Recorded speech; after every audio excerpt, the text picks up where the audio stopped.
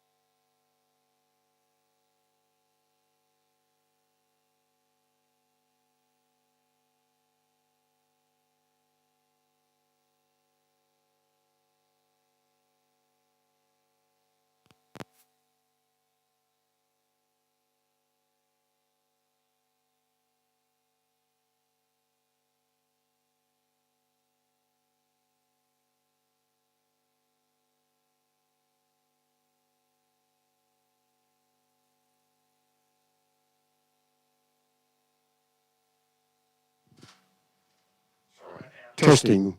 Yeah, all right. It's got to be red.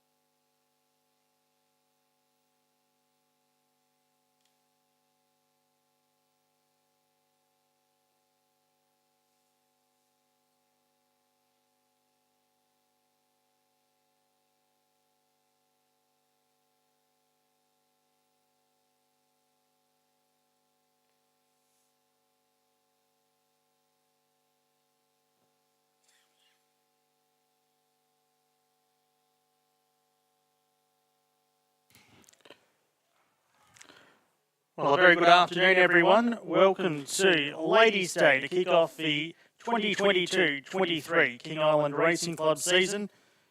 And what a season it promises to be, with the Cup on January 2 and the Minor Stress Cup, a race we've heard so much about in the back half of January. As far as changes for today go, the only changes I have for you are in the harness event. In race 3, number 1, Let's Have Fun, will be driven by James Jacowenko. Jay Jacowenko, race 3, number 1. And in the second of our harness races, race 6, the driver of 4, My Flying Spare, is Jacob White. Race 6, number 4, Jay White's the only changes I have for you. No scratchings for the program today. Runners are in the yard for race 1, a field of 7 to go round. Axel Batch Folly is at number 1, Jim Taylor and Bruno Nito combined. This 4-year-old gelding finished last of 3 in a trial here last Saturday, defeated just over 3 lengths, and comes up with barrier 6 today. The winkers are off for the first time. Number 2 is Master Montecito. Christopher Diplock prepares, Amy Herman taking the ride aboard this 4-year-old gelding who's had the 5 starts. Finished down the track at Geelong on November 22 at his most recent racetrack appearance.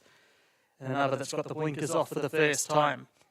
Number 3, Packs a Punch for Rowan Hamer and Ismail Toker, a first starter who finished second in a trial behind Tyson's Reef here last Saturday. Was defeated 4 1/4 lengths in that trial. Avita number 4 for Robert Keys and Thomas Doyle's got the lugging bit on for the first time. First up since January of last year, so January 2021, finished down the track in a recent trial. Like a Mosh number 5, another runner prepared by Jim Taylor, Randy Tan taking the ride. This 5-year-old mare's had 14 starts for 3 placings and failed to beat a runner home in a trial here last Saturday. Miss Cumberland is number 6. First up since August, finishing down the track at Port Augusta. Ian Johnson prepares, Jamie Gibbons taking the ride. And number 7, Noodle Soup, the first starter for Debbie Monson and Mehmet Ulusina, narrowly defeated in a trial here last Saturday, 4-year-old mare on debut. So runners are heading out for our first event on the program, the J&S Muir Memorial Maiden, over 1,000 metres, and we're 5 minutes away from start time.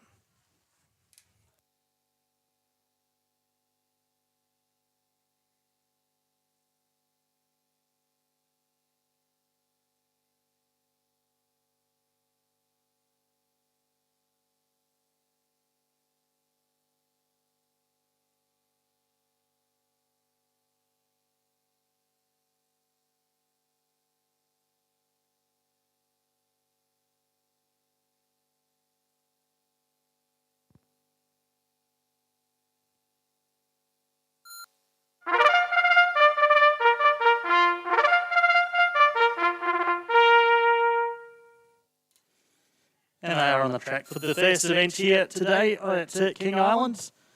1,000 metres, the journey, a full field of 7 to go around. They're heading to the gates, race 1.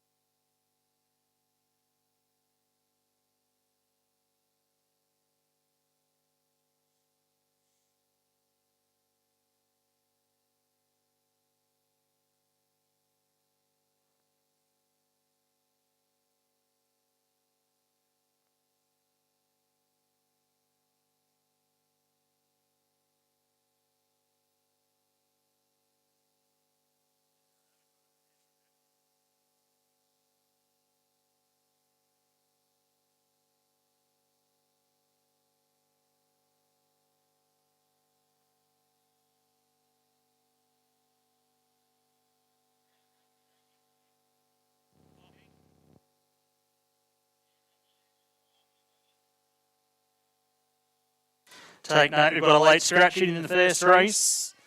Number 6, Miss Cumberland, a late scratching by order of stewards. Number 6, Miss Cumberland, a late scratching in race 1.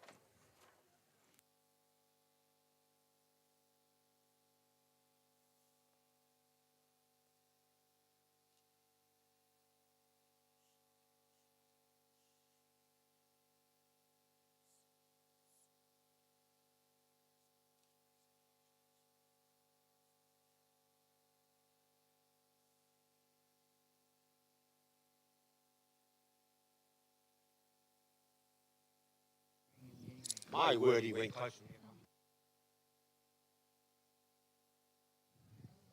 Hello, I'm Audrey Hamer, the President of the King Island Racing Club. I'd like to welcome everybody to our season for 22-23. We are off and racing, hip hip hooray. So there's a lot of people to thank that we have actually made it today. So all the local trainers that stayed on board to keep on training the horses for King Island. And then we've got Chris Diplock, who's come from Pakenham, who's living here for the 2.5 months at Roddenvale McGarvey's property with his horses and boarding at Aileen's. I have got a little spiel inside the book. And then we all know about the Henry Dwyer crew that have got 6 horses here on the island, trained by local trainers, and they're all coming over on the 21st of January. So I just hope everyone has a fantastic, safe day for our first day of racing.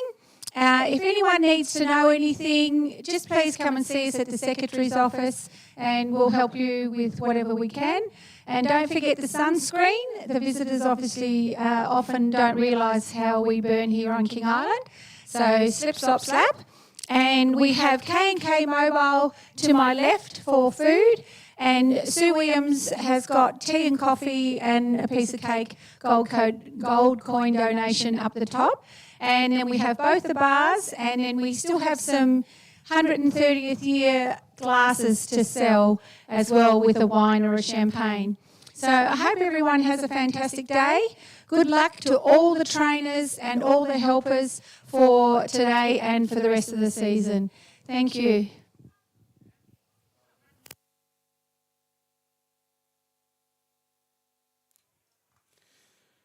So they're at the gates, race number 1, Miss Cumberland number 6, the late scratching.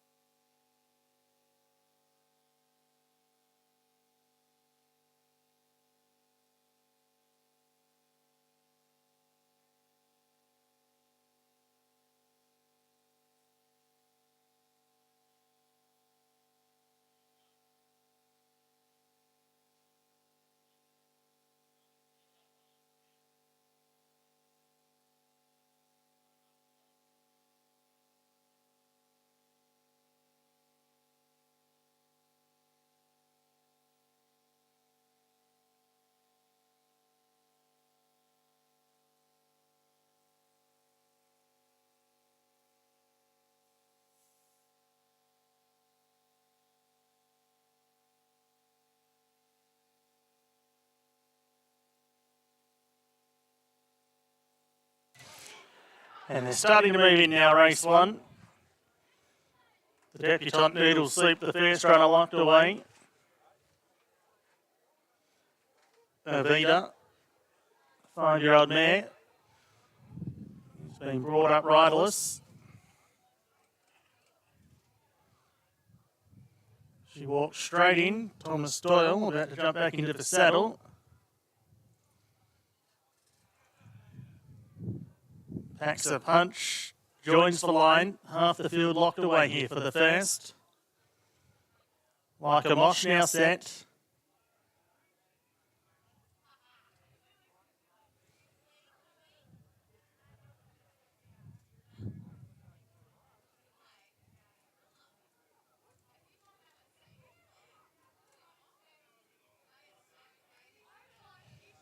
Master Montecito.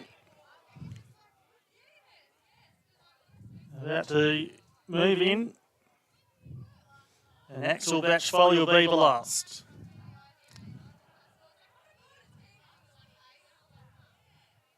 So Axel Batch Folly being brought up for the J&S Muir Memorial Maiden, 1,000 metres. Axel Batch Folly backed away at the last minute. Now one of these has gone off. Maybe a Vita or a runner close to her.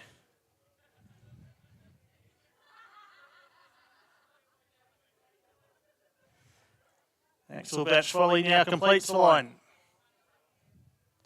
So they're all in. First race of the season. And about to get underway. J&S Muir Memorial Maiden, 1,000 metres. They may well be backing this runner out. A bit of movement by the barrier staff.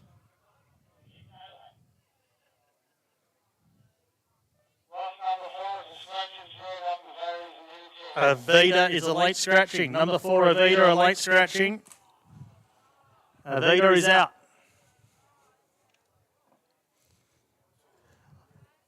Gates are back. The first race of the season is underway and the starter caught them to a beautiful line. Noodle Soup off the inside showing speed. Axel Batch Folly out wider on the track taking up a forward position. Taxa Punch is going to settle in third spot. Like a Mosh second from last, and over on the outside was Master Montecito at the tail end. They put Johnson's Corner behind them in the first race of the season. Axel Batch Folly just shading. Noodle Soup has got the inside running.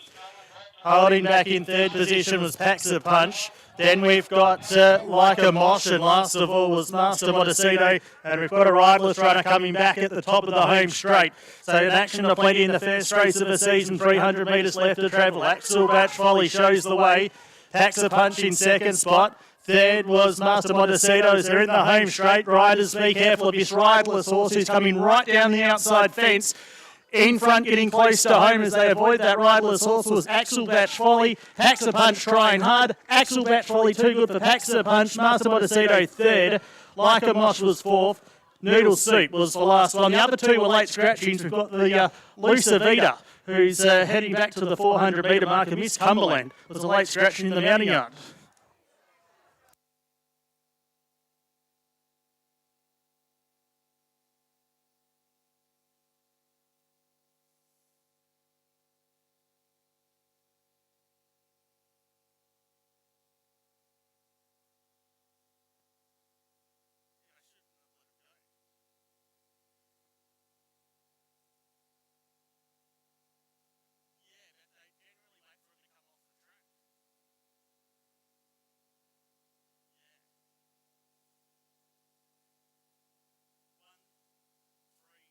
Five.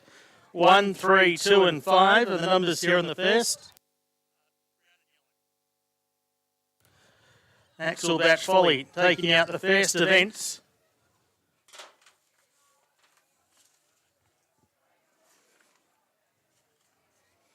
Prepared by Jim Taylor, ridden by Bruno Nito. 4-year-old girl to son of Seamus Award from Power Birds. Raced by Montague Park.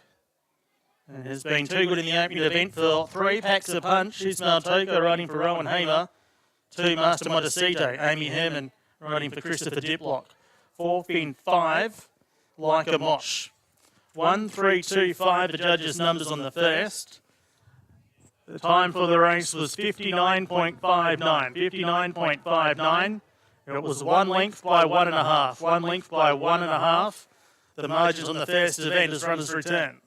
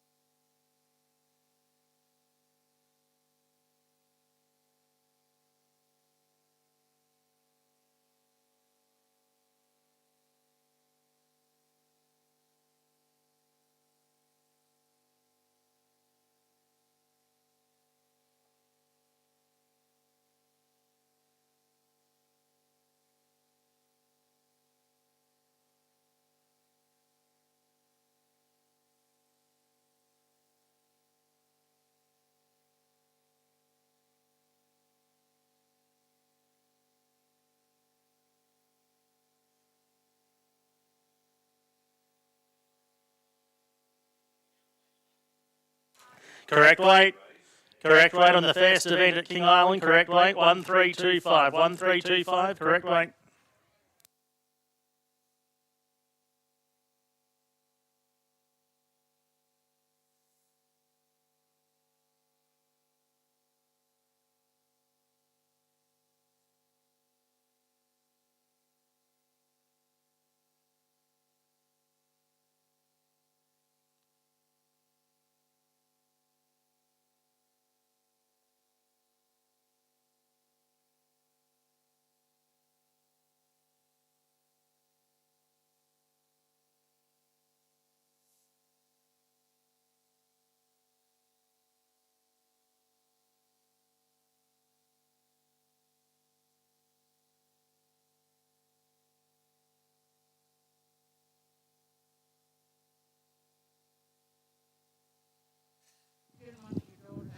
Well, we're just getting organised to take some photos of the winners. Congratulations to Jimmy Taylor and his connections. That was a little bit hectic start, but I'm sure the day will get better. So once again, congratulations to Jimmy, and I'll hand it over to Tammy because it's sponsored by the Muir family. Okay. Thanks, Ord. On behalf of the Muir family, I'd like to congratulate Jimmy on a great win. I'd especially like to congratulate my uncle, or our Uncle Donald, on owning this horse. It's a pleasure to be in here with him. Bruno, that was a great ride. And Jimmy has had a lot to do with our two brothers over the years. He used to ride with them a long time ago. Well, that's about it, I think. Thanks, everyone, for coming. I'm sure Jim would like to say a few words. He's good at it. Thanks very much, Audrey, for that. Thank you to the girls for keeping the memorial for the boys going. Great pleasure to win, especially for my old mate Don. It was also related to the Muirs, as you've just heard. It's great to train a winner for him and the other owners. I won't go through them all, just in case I forget one. Many thanks to Bruno. I told him to ride him as he thought, but not to rush off out in front. But anyway, being in front wasn't too bad. Thank you. Thanks, everyone. And once again, congratulations all round.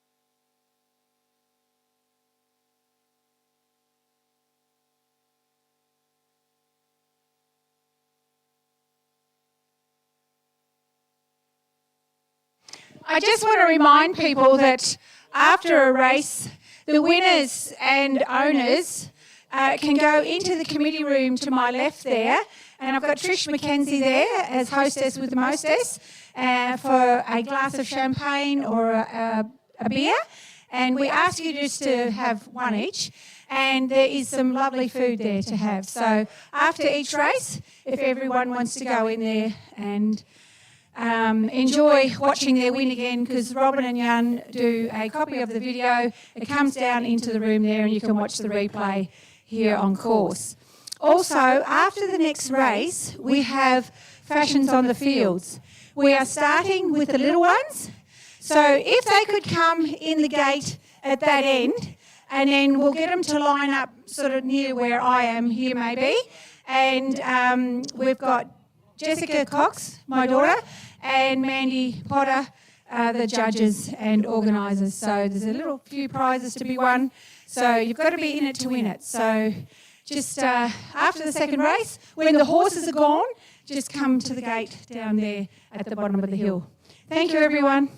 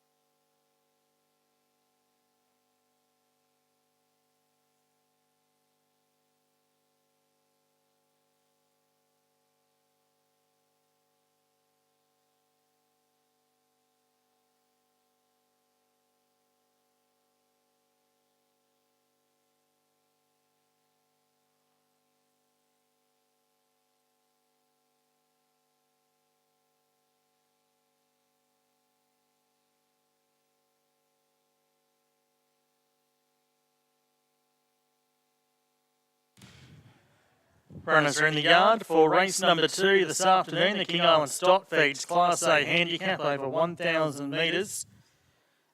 And we kick it off with Maybin is the Word as number 1 for Rowan Hamer and Ismail Taker, looking for a winning hat-trick. He won at the 2-meeting stage here last season, including a win over Let It Rip Reggie. He went to mainland Tasmania and had good success.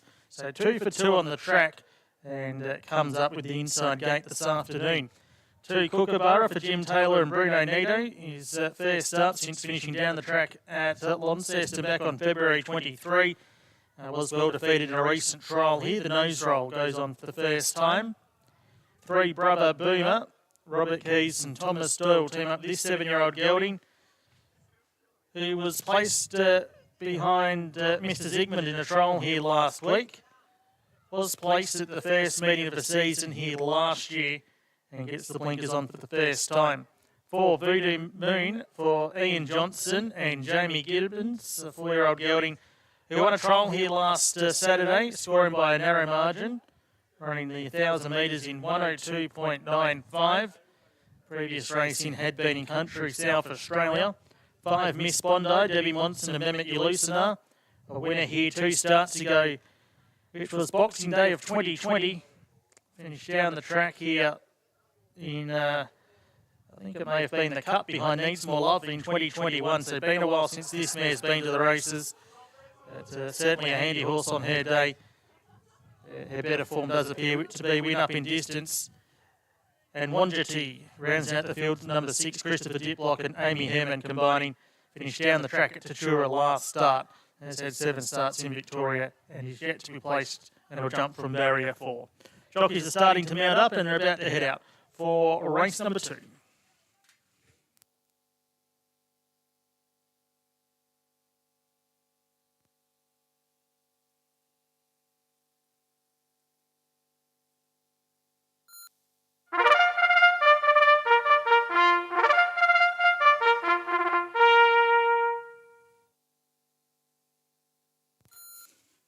And they are heading out now. King Island Stock Feeds Class A Handicap, start time at 20 past 1.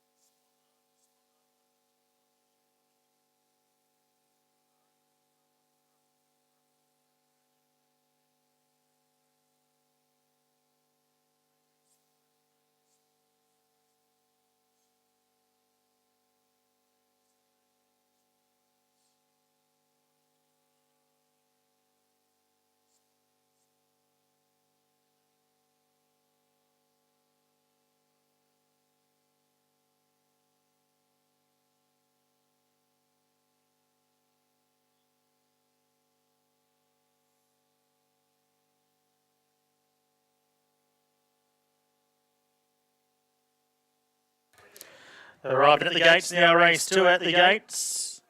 For those wishing to have a bet, you haven't got long to put one on. They're at the gates, race 2.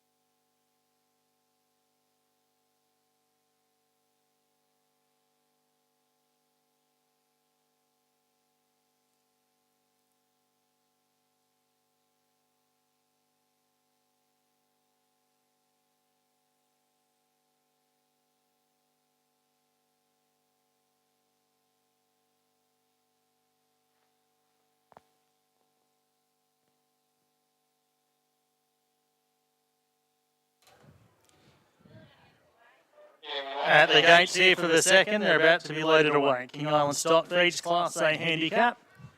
1,000 metres the journey as Maven is the wet is the first runner locked away.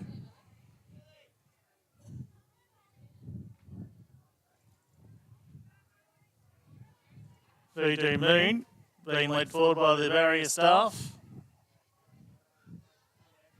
And walks straight into line.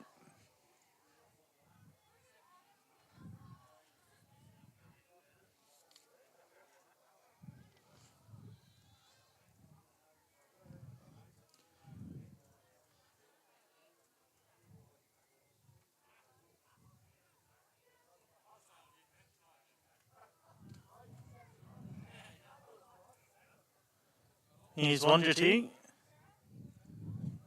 being loaded away. Rubber Boomer will be next.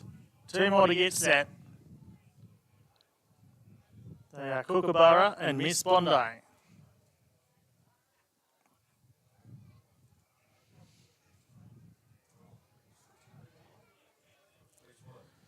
So Kookaburra's in. Miss Bondi, about to be led up by the barrier staff. Rubber Boomer keen to get on with it.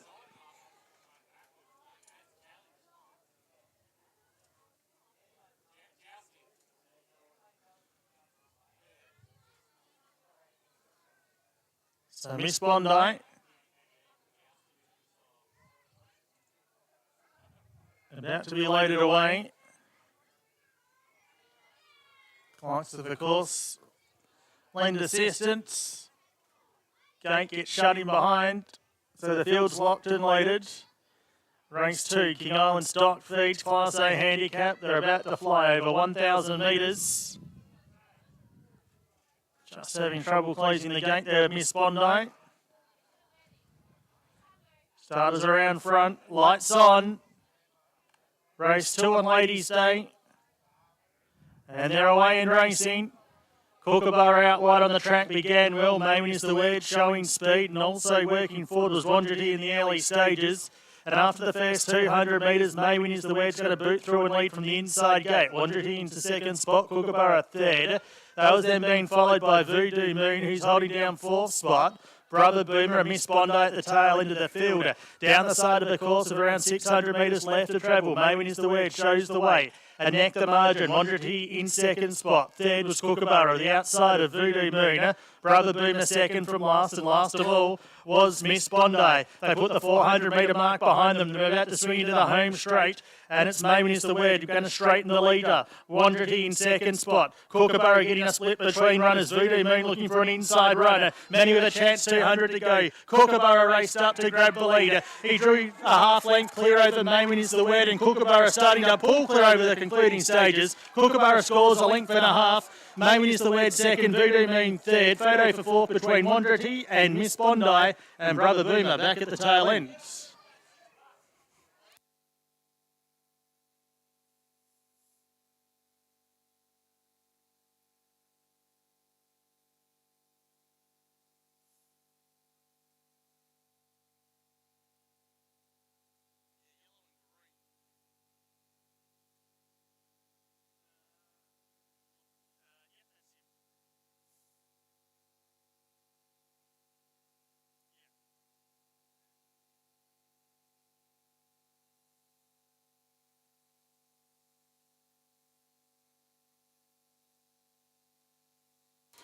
Two, 1, 4,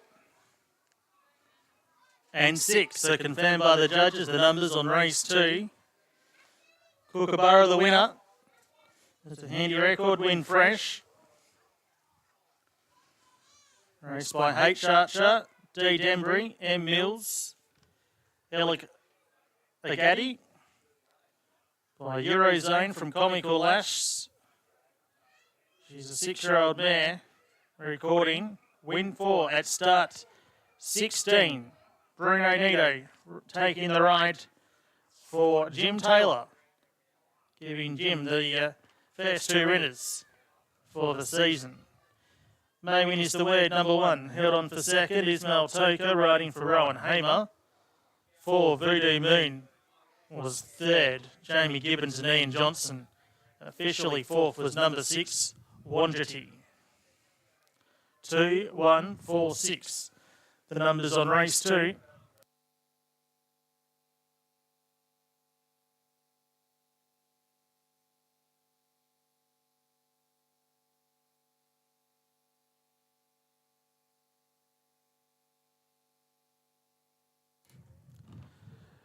The winner's time was 1 minute, 0.59 of a second. 1 minute, 0.59 of a second.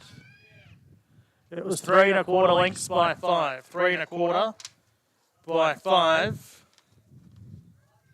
for the margins on race 2.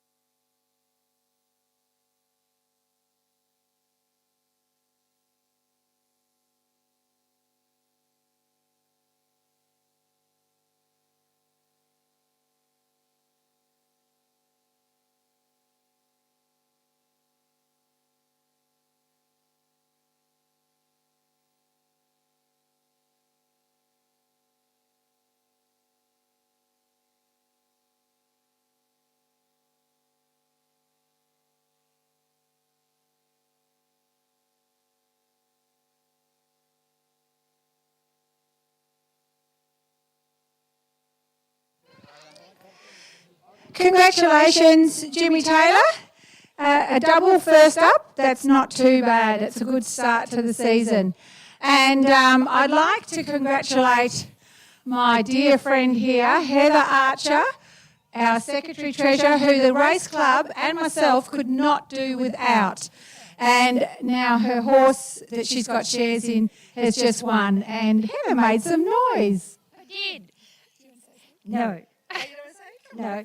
I'd just like to thank Jim and Moss, who've been putting in the hours with that horse. She went to Tassie and had a bit of an injury coming back, and Moss and Jim have put so much work into her. She's not the easiest of horse. She does pay up a bit, and I feel sorry for the barrier attendant. So thank everyone who has put some time into her, and she won today. So thank you. You might have to put some time into her, Heather, because you do a good job with everything else. No, I'm pretty bad at training horses. Well done, congratulations, Heather. And once again, congratulations to Jim and the jockey. What a great ride.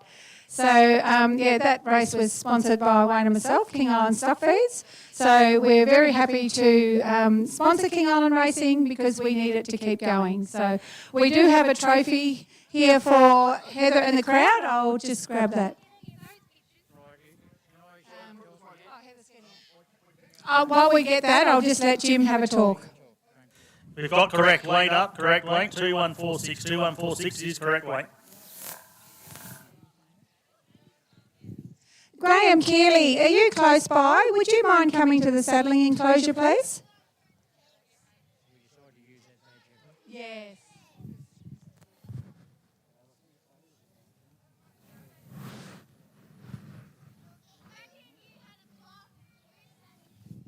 Graham Keeley, if you're about, could you please come to the Secretary's office?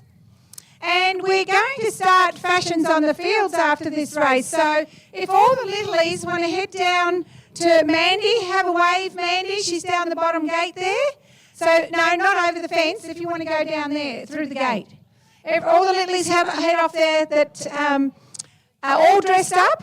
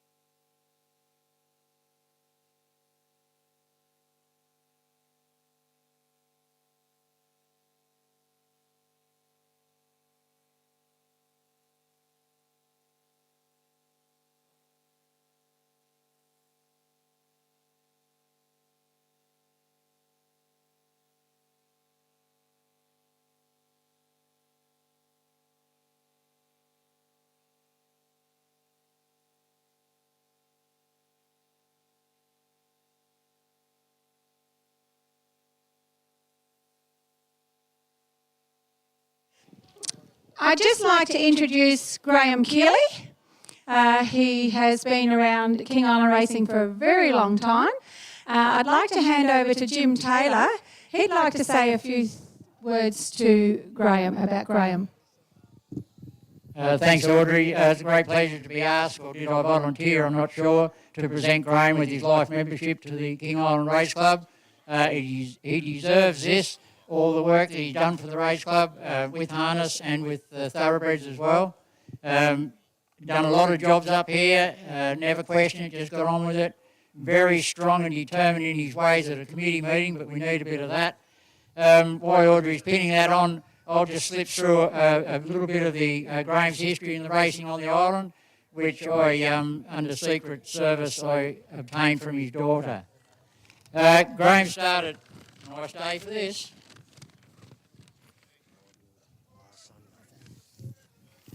I'll get Audrey to help me. Graham had his first drive on King Island in the 1990-91 season, and as a driver he had a total of 184 starts, he had 16 wins and he had 60 placings. His daughter's proud of him, isn't she?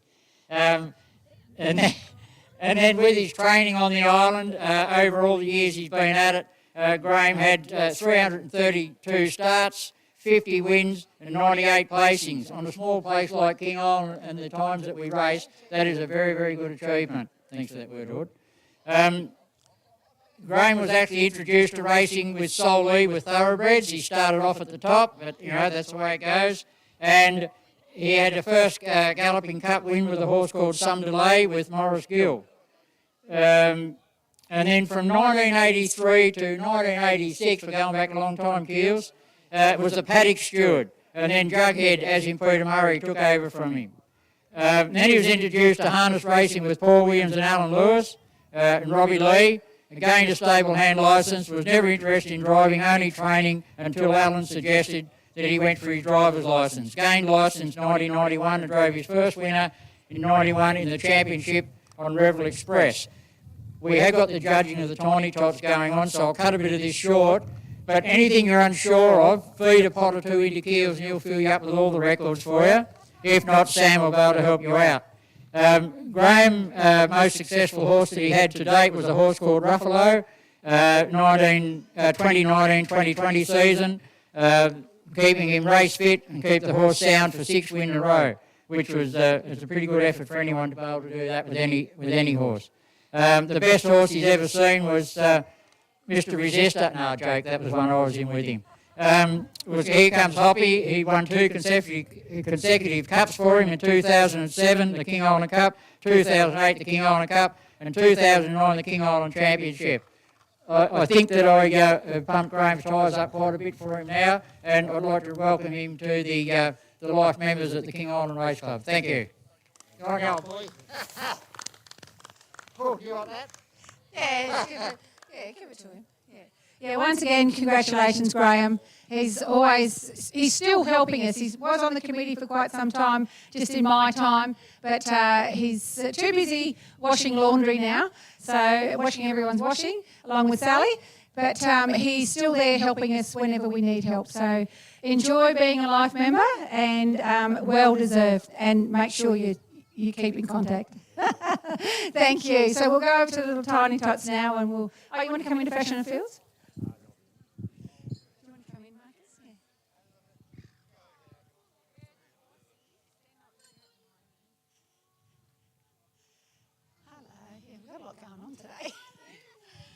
So we'll get Marcus to give it to us. Coming through.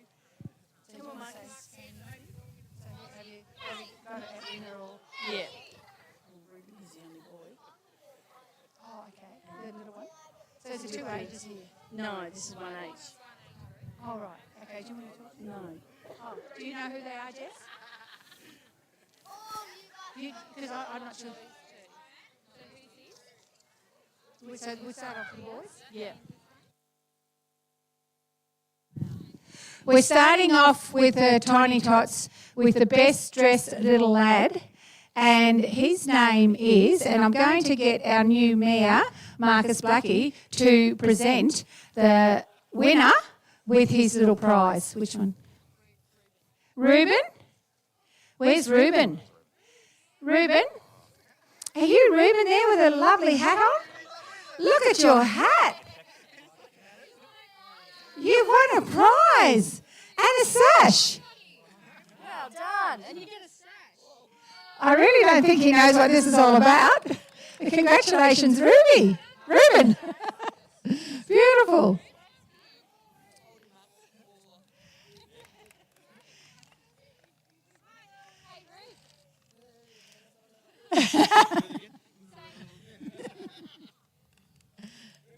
We're trying to get a photo of little Reuben.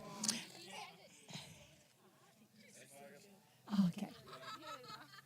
And then for the best dressed young lassie, we actually have my little granddaughter, our little granddaughter, Eleanor Cox, there with her mum, Jessica Cox. Congratulations, Eleanor. And I believe she was dressed by her dad this morning, so well done, George.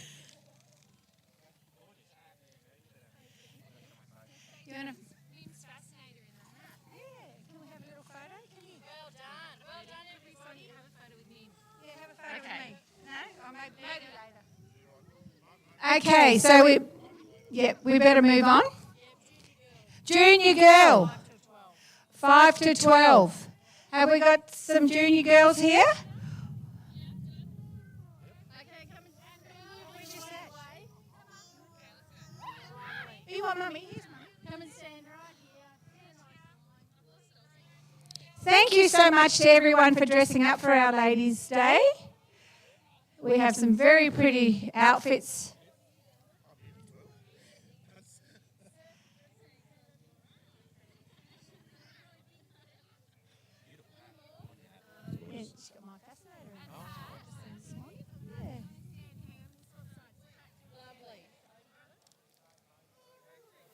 So we'll start off with the best dressed young lad. Again, like we did, we'll do men first instead of ladies first. And the junior boy is Patrick. Well done, Patrick. Congratulations. I believe you've won it before, haven't you, Patrick?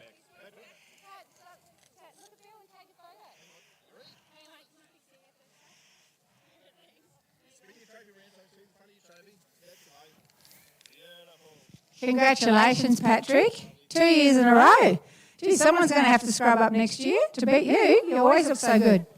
Now we have the juniors, the little ladies, little toddler ladies. And we have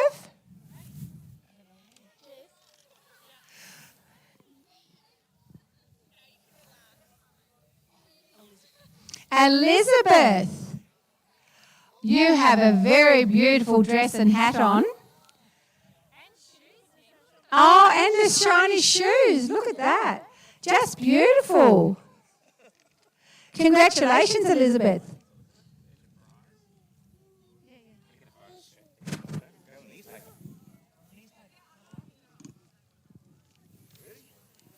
Congratulations, Elizabeth. Oh, posing for a beautiful photo. Congratulations. So now, before the horses come up, we'll try and do teen boy and teen girl. Is there any entries to that? Come on, girl.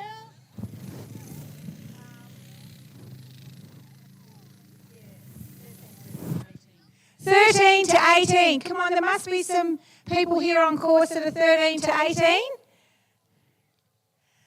Have we got any more?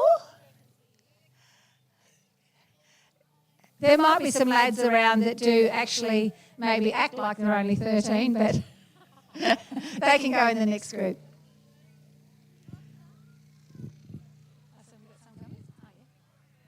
I have seen some pretty young girls around with pretty outfits on. Come on down. More than those two.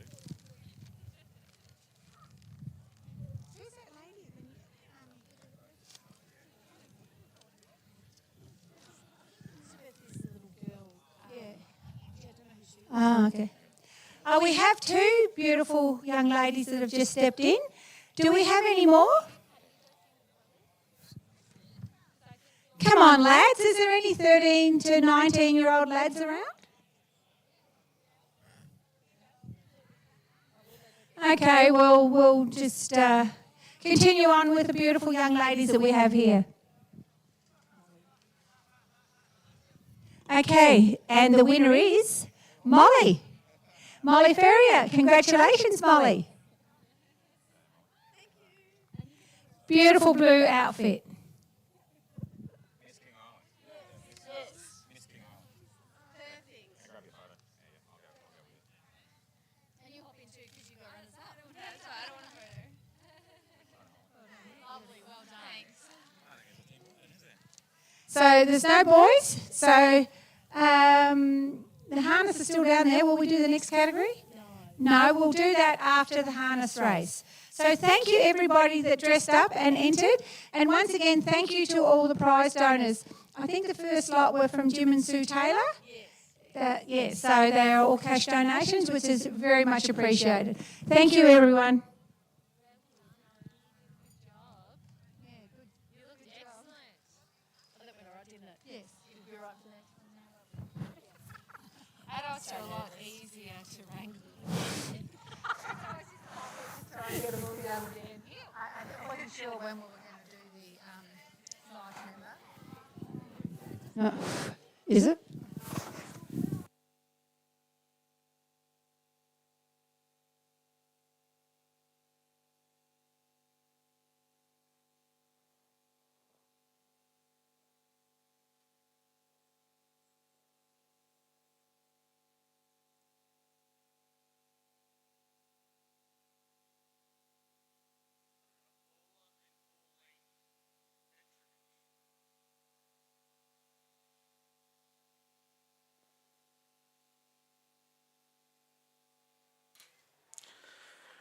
Runners making their way into the yard for race number 3, the first of our harness events, the LD Hamer Memorial Bracelet.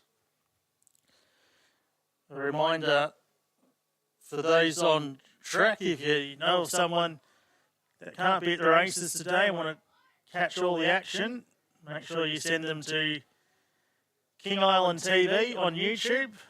Follow the prompts to the live feed.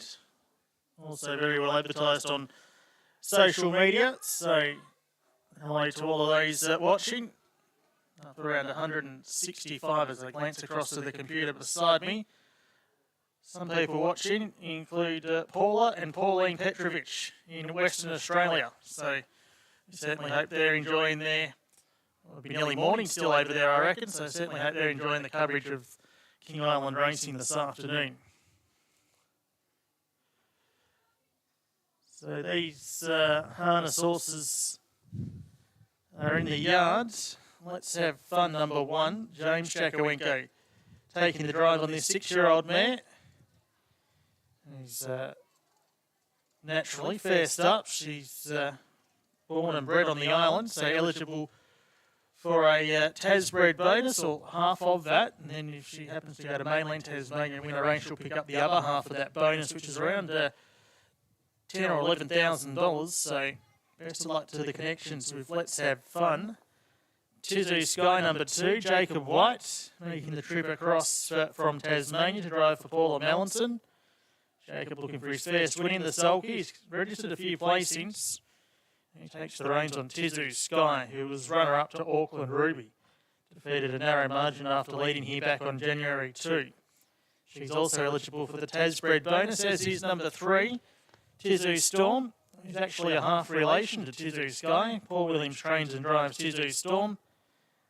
He's having her first race start since June of 2020 when finishing down the track in Hobart. Number 4, Last Ponderosa, is making his way into the parade yard now. Ian Johnson trains and drives. This 4-year-old gelding has been well travelled. Debut effort was at Newcastle and then ventured to Wagga for his next race start. That was in December of 2021. And does present very well in the yard. Number 5 is Who's Watching Now, Shane Keeler, the trainer-driver. You won't miss this horse in the red gear.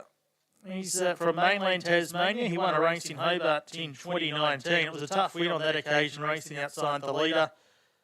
He's just had a few on mainland Tassie, just a little bit too good for him and should appreciate a drop in class and performed well in a trial here last week. Number 6, Pawnbroker's Lad went back to the stabling area. Adrian Collins driving for Peter Jakowenko. He's a 3-year-old colt who raced at Burnie back in October. He's been placed in 2 of his Class 4 and should appreciate coming down in classes on some of his recent racing there on mainland Tasmania. He contested a heat of a Group 2 race 2 starts back. And Alcatraz, number 7, rounds out the field. Caleb Williams driving for Paul. And this place was a Burnie winner 3 starts back. So a field of 7. We've got 6 of those in the parade yard at present. And start time for our first harness event, race 3 of the day at 1:55.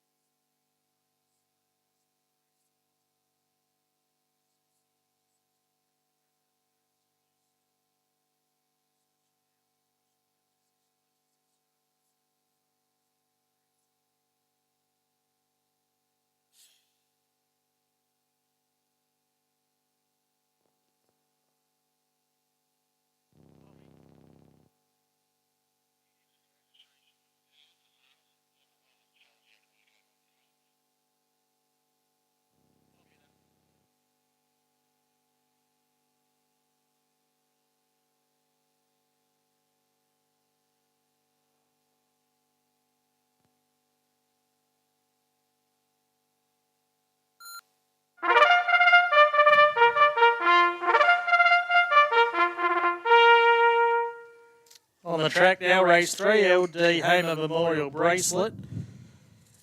Just take note, an amendment to your race book. The driver of 1, Let's Have Fun, is James Jakowenko. James Jakowenko, number 1, Let's Have Fun. Start time at 5 minutes to 2 for race 3.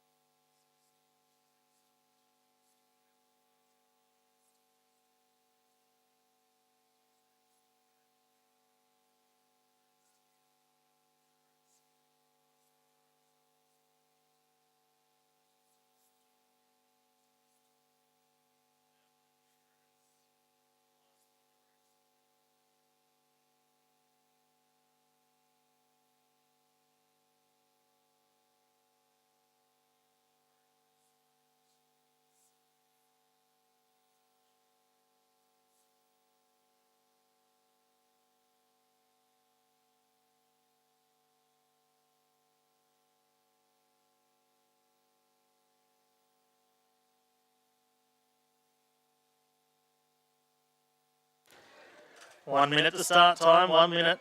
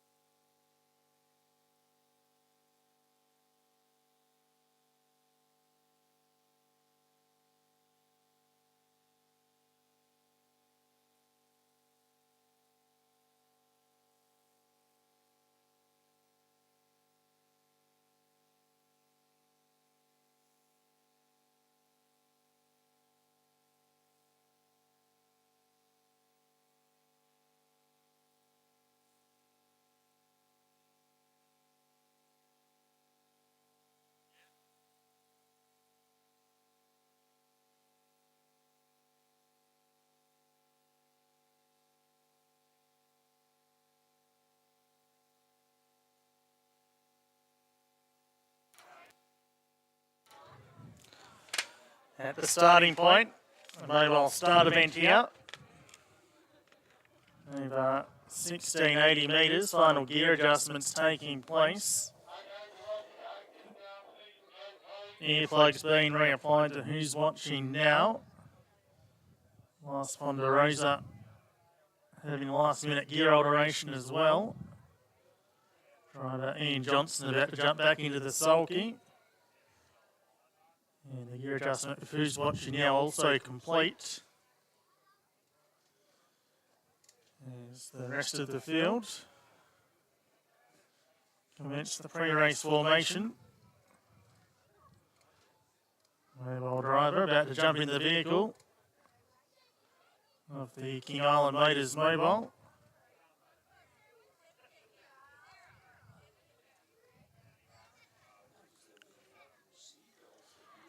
For the running of the 2022 LD Hamer Memorial Bracelet.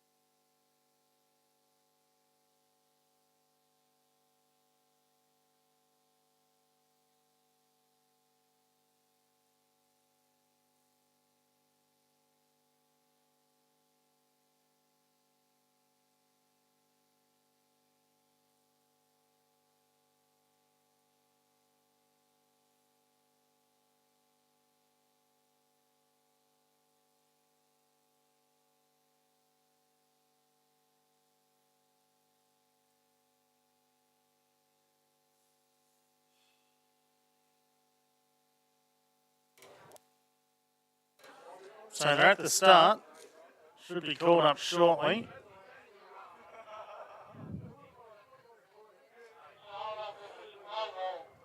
So the officials continuing to get things organised at the top of the home straight.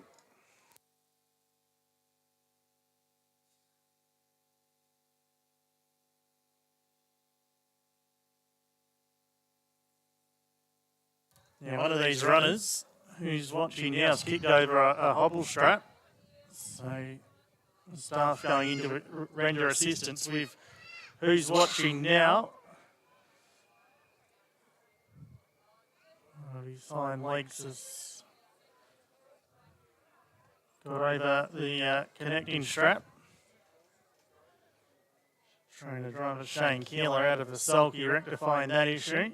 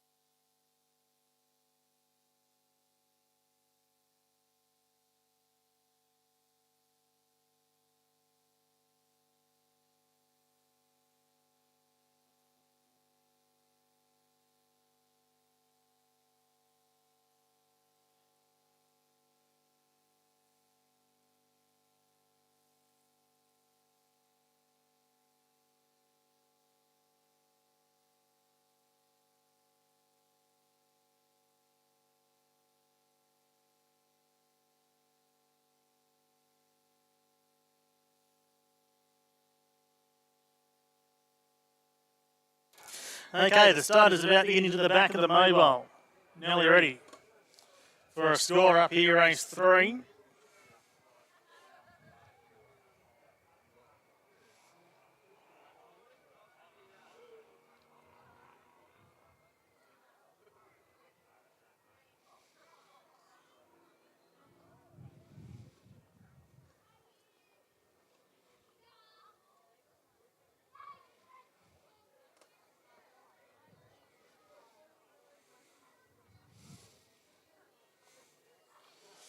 And they're scoring up. So after the slight delay, the runners are getting set here. Race number 3, best of the hardest events for the season. 5 off the front line, 2 off the second row as they get in behind the King Island Trail Rides Mobile. 1680 metres the journey. And a bit of trouble here, going off stride was Last Ponderosa and has checked a couple of runners. And the green light's up. They're away. Tizu Sky was the first to appear. Now going off stride was Who's Watching Now. He's quickly down and pacing. He's going to settle in third spot. Let's Have Fun. He's going to settle behind Believer as they make their way out of the home straight. The mobile driver's lost his cap there. Is working into the spot outside the leader, Tizu Storm, and they're going to have a dip for the lead here, Paul Williams. And Tizu Storm's going to take up the lead now. Tizu Sky, the half relation, in second spot, pressing forward out wider on the track. Last Ponderosa is now going to find the spot outside the leader. This will give Who's Watching Now 1 out and 1 back cover, being followed in the race by Let's Have Fun, Alcatraz. And last of all was Pawnbrokers later. Around 1,100 metres left remaining. And it's Tizu Storm showing the way. Out in the lead by 2.5 metres. Last Ponderosa second. Third, Tizu Sky behind the leader as they go over the crossing near the 1,000 metres. Who's Watching Now is in the 1 out, 1 back position. 2 metres away to Let's Have Fun. A similar margin then to Alcatraz. And Pawnbrokers led at the tail end of the fielder. They're making their way out onto Johnson's Corner towards the 800 metre mark. And Tizu Storm for Paul Williams shows the way. Out by 3.5 metres. Tizu Sky in second spot. And they were then being followed in the event as they make their way off the back straight by Who's Watching Now. The inside was there, Let's Have Fun. Then we've got Alcatraz, Pawnbrokers led, and dropping out of the affair was Last Ponderosa towards the 600 metre mark. And Tizu Storm, looking to break his maiden status today, shows the way. A metre the margin over Who's Watching Now, and out 3 horses wide, Alcatraz. Form Broker's Lad gets a nice card into the race, moves up into 4th placing, being followed by Tizu Sky, and Let's Have Fun as they make their way past the 400 metre mark. Tizu Storm just in front from Who's Watching Now. Alcatraz 3 horses wide. Form Broker's Lad with a drop on those in 4th placing, switching back to the inside, making their way around the home bend. Tizu Storm straightens the leader. In second spot, Who's Watching Now? Alcatraz down the outside. Pawnbroker's Lad getting the inside run. Good finish coming up at the 100 metre mark. Alcatraz outright, raced up, grabbed the lead. Getting through along the inside, Pawnbroker's Lad. Pawnbroker's Lad right through along the inside, raced up, grabbed the lead. Pawnbroker's Lad too good for Tizu Storm. Alcatraz peaked on the run, finished third from Who's Watching Now. A break in the field to Let's Have Fun, Tizu Sky. And Last Fonderosa's got 150 metres to travel.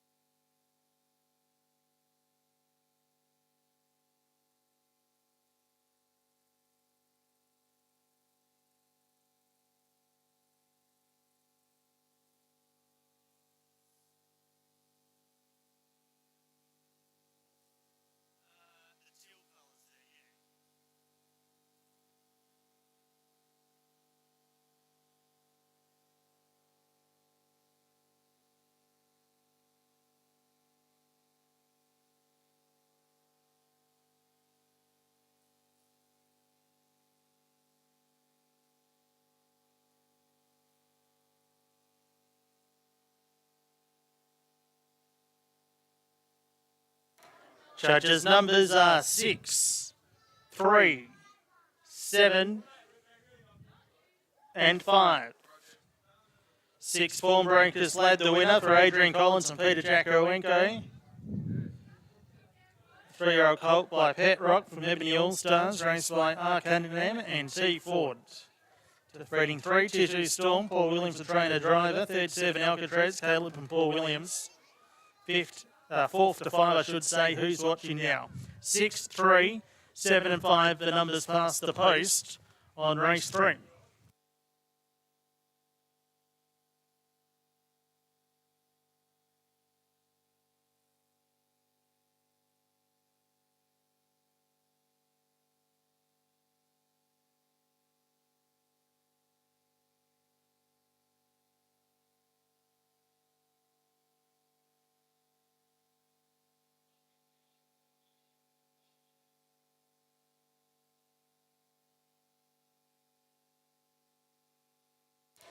Take note, we've got a protest. We've got a protest on race 3. The grounds to come, but we've got a protest.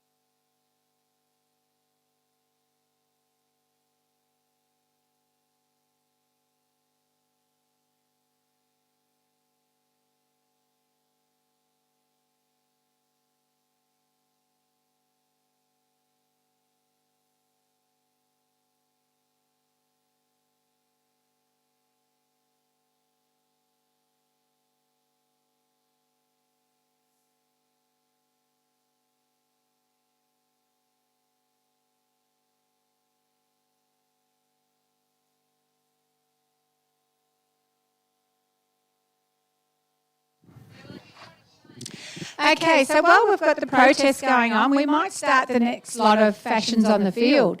So we'll have the contemporary, which is the 19 to 35-year-olds. So if you are in that age group, please come down into the saddling paddock. Also, we have a raffle running today. We have some great prizes in the raffle. And Simone Mullen, she's dressed in a beautiful white dress and she's got a hat, she's just over that side there. So if you'd like a raffle ticket, there's a hamper of a ham, and then there's a voucher from King Island Distillery, Heidi Waitchens, and then there's also a gift voucher from the Cheese Factory, and there was a $50 voucher, I think, from Para's Hotel. So there's a few prizes to be won. So please put your hand in your pocket to keep our club going and buy a raffle ticket. You've got to be in it to win it. Thank you.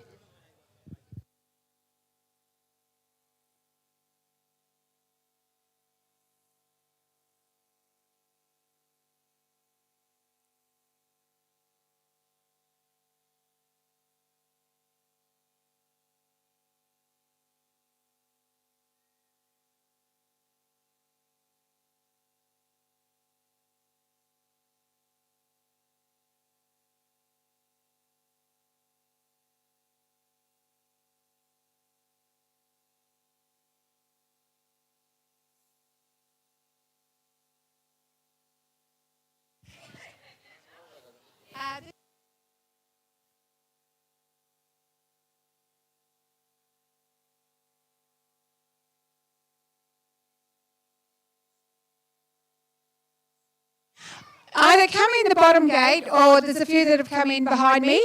But there must be more ladies up on the hill. I've seen some lovely ladies dressed beautifully when I was up there earlier. So please come on down, girls.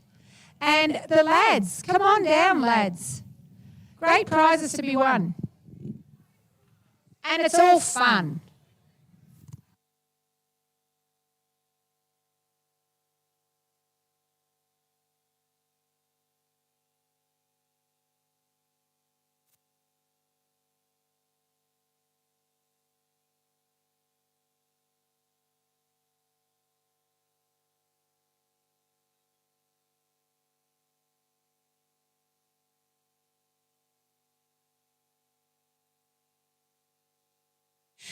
For the men's prize, there is a $100 pub voucher, so come on down, otherwise you'll miss out. And there's also a beautiful meat tray.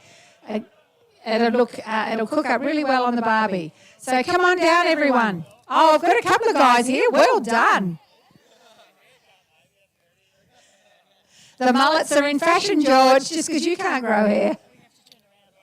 Yeah.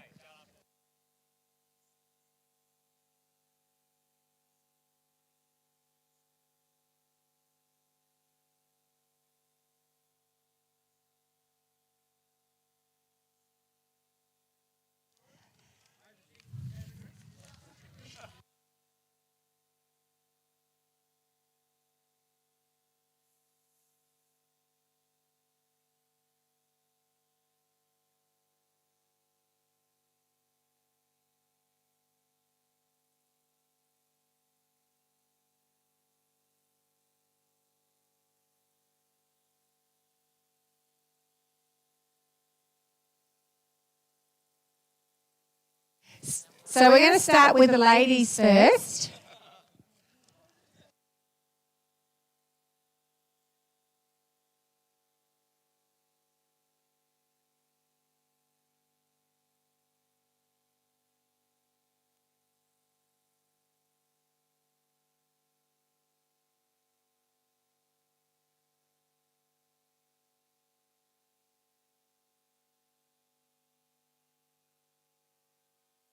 Big decisions here from the judges because they all look so beautiful.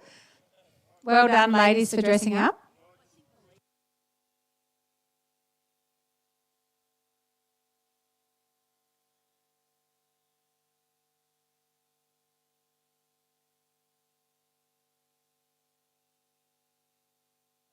Okay, the judges have decided on a winner, and it is Lena. Come on forward. Congratulations. Thank you so much for dressing up, participating in Ladies' Day.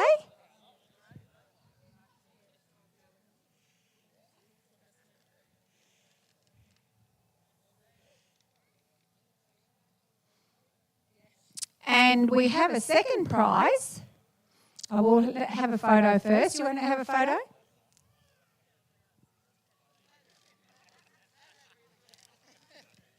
Okay, and the second prize is Sophie. Well done, Sophie. Congratulations, Sophie. You look beautiful.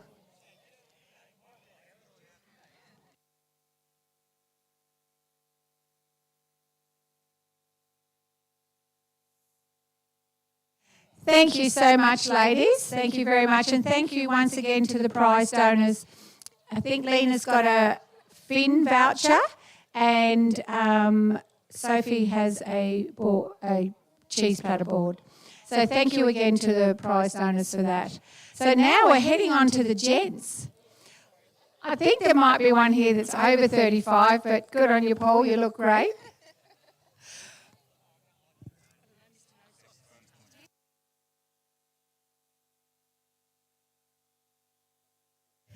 Okay, the winner is, that we don't know, I've forgotten your name, but it's Mr. No Socks, the lady said. One with the shoes but no socks. Seems to be the latest fashion now. So what was your name? Luke. 2 months. And are you enjoying King Island? It's beautiful. Where do you work? Kate Wickham. Wow, how lucky are you? Best part of the island. Congratulations.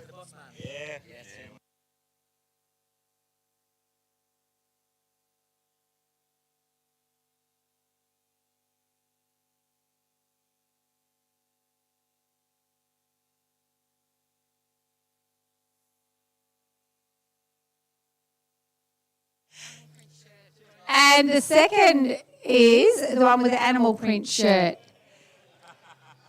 Congratulations.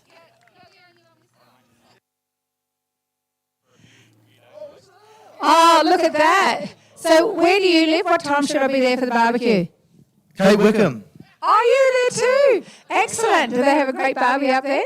Amazing, Bobby. Amazing. Okay, just let me know. Okay, congratulations and thank you for entering.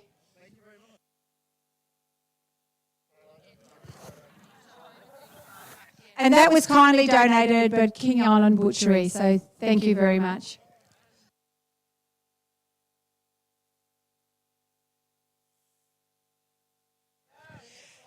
So now the next section we have is over 35. So ladies and gents, anyone over 35, come on in.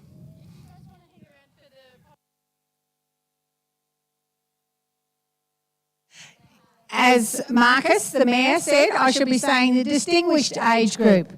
Come on in, 35 and over.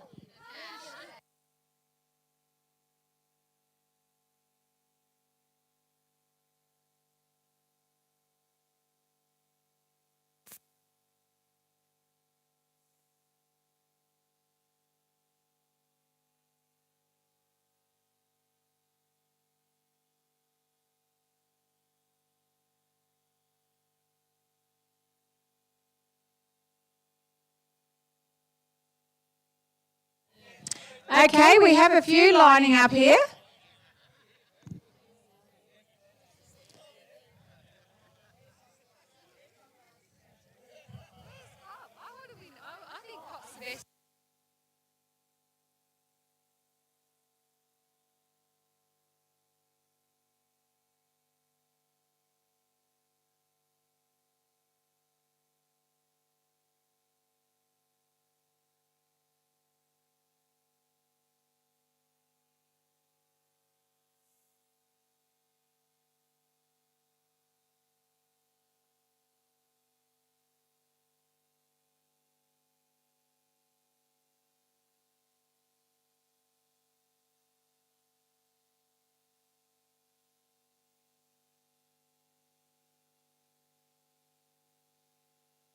Okay, the winner is Joy Crack. Congratulations, Joy.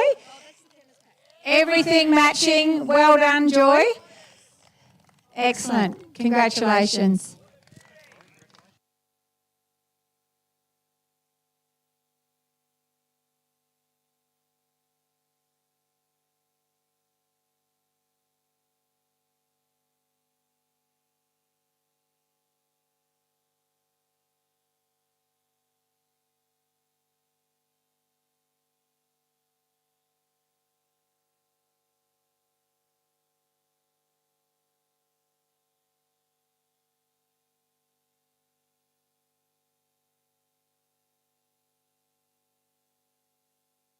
And Joy's prize was kindly donated by King Island Pharmacy. They put a massive gift pack together, so thank you to King Island Pharmacy.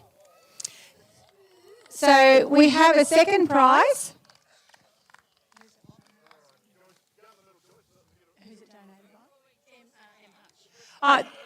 We have a prize donated by Emma Hutch for second, and the winner is Narelle Blackie, the wife of our mayor, Marcus Blackie. Congratulations. This one gets a kiss.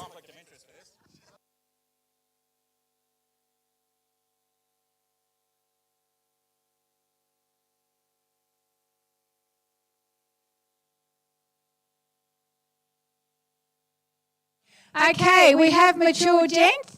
Do we have all the contestants here, do we? I think I can see one on the other side that needs to be in here. Come on, Wayno, go along with your son. Come on, son-in-law. I'm not the judge.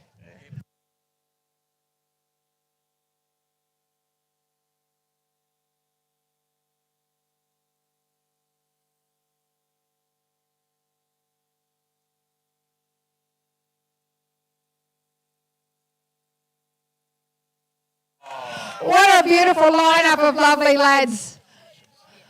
I love the one right on the end on the left. Anyway, the winner is...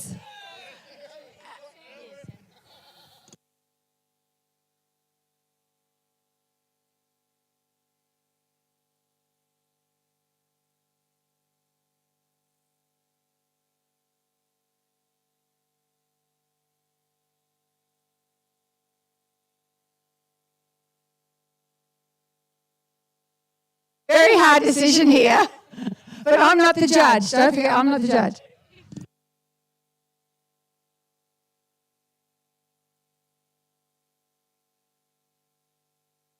Okay, the winner is Richard Collins. And I must say, congratulations, Richard. And who was that donated by? Oh, that was donated by Cox Electrical. So if you need an excellent Sparky, it's a voucher for Oleadas. So thank you. And the second is, we haven't finished yet, second prize is Sam Woolley for coming along casual. Congratulations, and donated by Cox Electrical also. Thank you.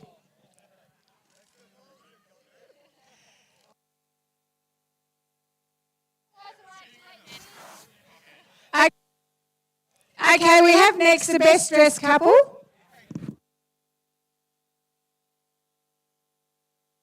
Wino.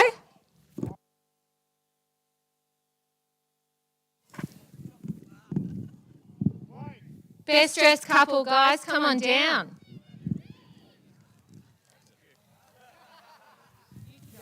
Olivia, Samuel, come on, best dressed couple. Let's go. Quick, quick, quick, quick. The horses are coming. Best dressed couple. Quick.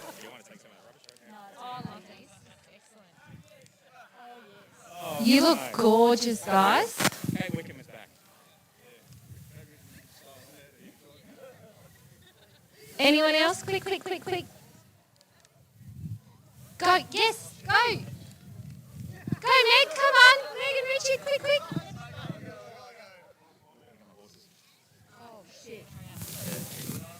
Yeah. Sam and Katie, you win.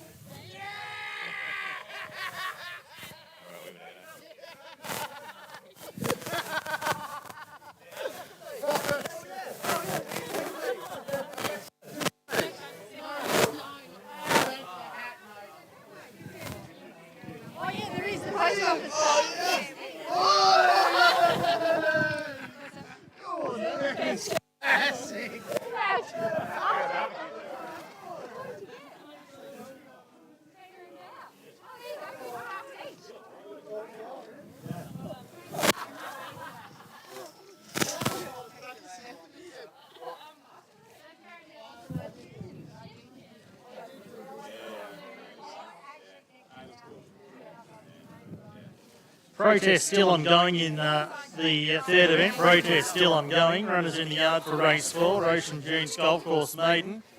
Quick look at the runners. Display of boy number 1 for Tamara Muir and Ismail Toker. Went round in a race at Launceston back on November 23. Failed to beat a runner home on that occasion, but was placed over the distance of 1,400 metres 3 starts back. 2 never astern for Jim Taylor and Randy Tan. The earmark for the pre-race are off. Comes into this event with a third place in a recent trial. 3 Spy Ninja for Ian Johnson and Jamie Gibbons. A recent trial winner on the track, defeating Sniper Strike by 0.3 of a length. 4 Lenny's Ready, Christopher Diplock and Amy Herman. Is a 7-start maiden who raced at Pakenham last start in August of 22.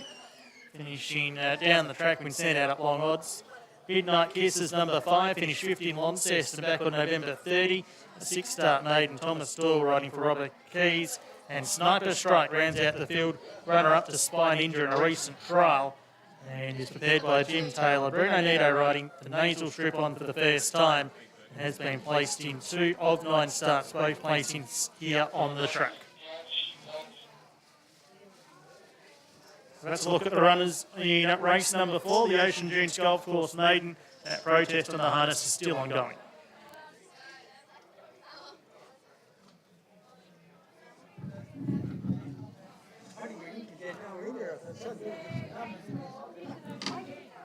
And a notice to Audrey Hamer, the mic is still live.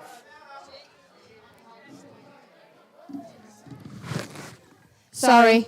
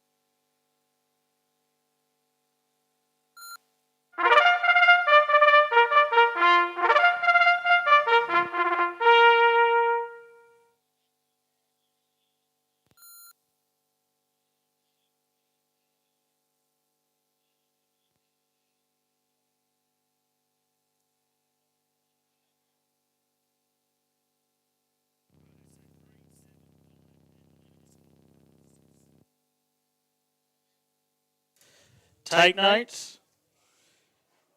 Number 6, Pawnbroker's Lad has been disqualified. Number 6, Pawnbroker's Lad has been disqualified on race 3. New numbers, 3, Tizu Storm, Paul Williams is first. 7, Alcatraz, Caleb Williams second. 5, Who's Watching Now, officially third. And I await confirmation on the 4th number. However, number 6, Pawnbroker's Lad has been disqualified. So 3, 7, 5, and it's all clear on those numbers. Pawnbroker's Lad, number 6, disqualified in race 3.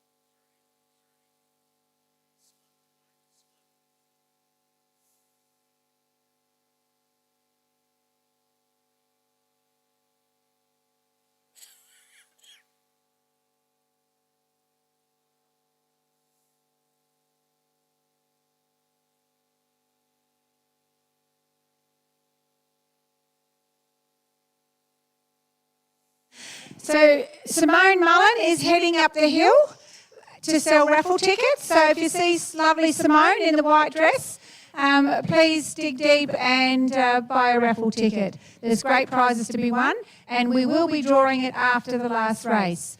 And also, when you came in the gate, people should have got a little ticket. So write your name on that and put it in the tub at the top or the bottom bar. And after the last race, we will draw a name out of that hat and out of the tub, and it's a $50 gate prize donated by K&K Mobile. So you have to be here to win it, otherwise it jackpots till next week. So yeah, At the gates, race 4, Ocean Dunes Golf Course maiden over 1,400 metres. At the gates, just running a fraction behind time with that protest in the previous. The stewards and camera girls just been dropped off at the various vantage points around the track before we get underway here for race 4.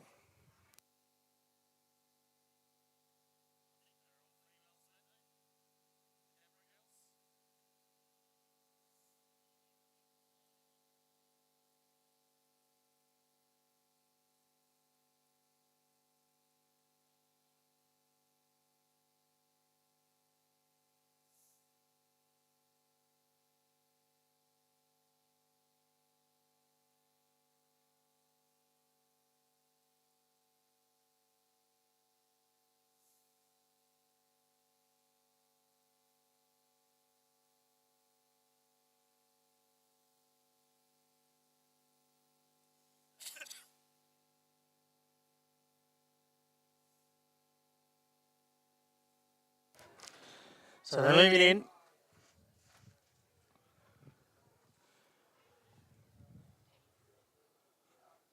Midnight Kisses locked away. Sniper Strike is in. Never astern. Jimmy Taylor looking for the first 3 thoroughbred winners today.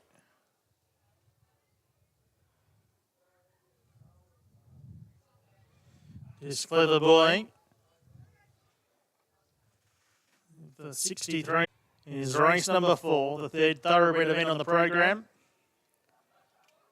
Stand by for a start. Lights on.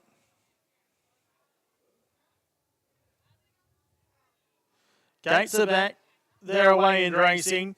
Midnight Kisses began well off the inside. Sniper Strikes showing speed, never a stand close up, and Spy Ninja out wide going forward. And after the first 200 or 300 metres, it's going to be Never a Stand taking up the lead. Neck the margin. Spy Ninja in second spot. This Clever Boy holding down third spot, out 3 horses wide from Sniper Strike. Midnight Kisses second from last, and Lenny's ready at the tail end, passing the 1,000 metre point. And showing the way was Never a Stand for Randy Tan. 3 parts of a length, Spy Ninja second, 3 horses wide, this Clever Boy. Behind those were Midnight Kisses with Sniper Strike, and last of all was Lenny's Ready. Out onto Johnson's Corner they go, around 700 metres left to travel. Never a Stand shows the way. 3 parts of a length for margin, Spy Ninja in second spot. There the inside was the well-supported Midnight Kisses. The outside as they go down the side of the course, this Clever Boy from Sniper Strike, and Lenny's Ready at the tail end. 500 metres left to travel in the Ocean Dunes Golf Course maiden, and it's being led by Never a Stand. Getting up on level 10, Spy Ninja the outside in second spot. This Clever Boy out 3 horses wide. Here's Sniper Strike being presented. He's out 4 wide. Behind those was Midnight Kisses as they turn for home. This Clever Boy out wide on the track. Raced up, grab for lead. Draw a length clear. Trying hard in second spot. Spy Ninja with Sniper Strike. But it's this Clever Boy in front racing away. This Clever Boy, despite racing wide throughout, has been too good. Second was Midnight Kisses. Lenny's Ready. Third on the inside. Followed in by Never a Stand, Spy Ninja, and Sniper Strike was back towards the tail enders.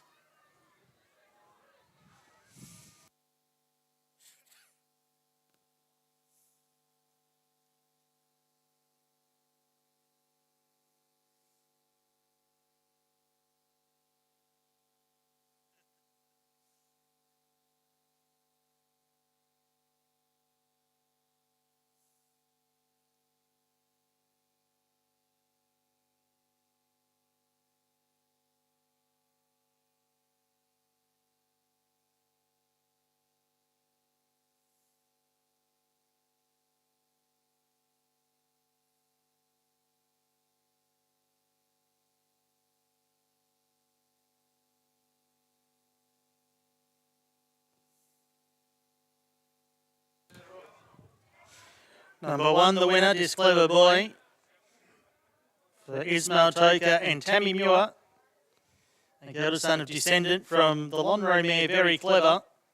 After 3 placings, breaks the maiden status today at start 18. 5, Midnight Kisses second, Thomas Doyle, Robert Keys. 4, Lenny's Ready. In a third spot, Amy Herman riding for Chris Diplock. Officially 4th was 3, Spy Ninja. 1, 5, 4, 3. The numbers on the Ocean Dunes Golf Course maiden. As runners return.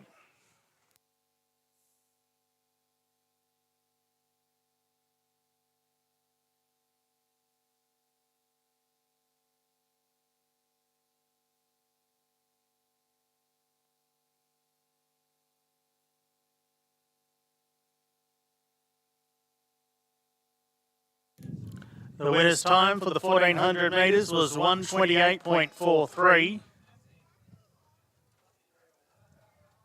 6 1/4 by 1 1/4 for the margin. 6 1/4 by 1 1/4. 1:5.43. We make the scales report to tidy up race 4.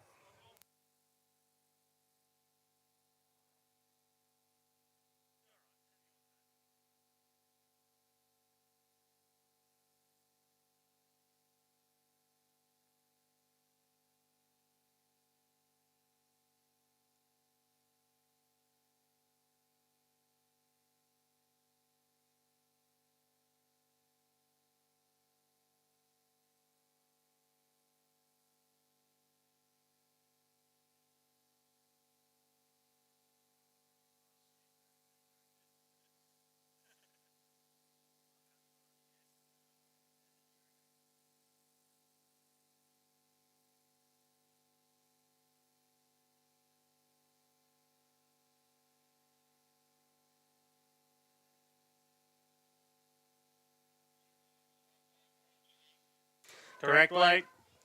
Correct weight on race 4, 1:5.43. 1:5.43. It's right to pay race 4.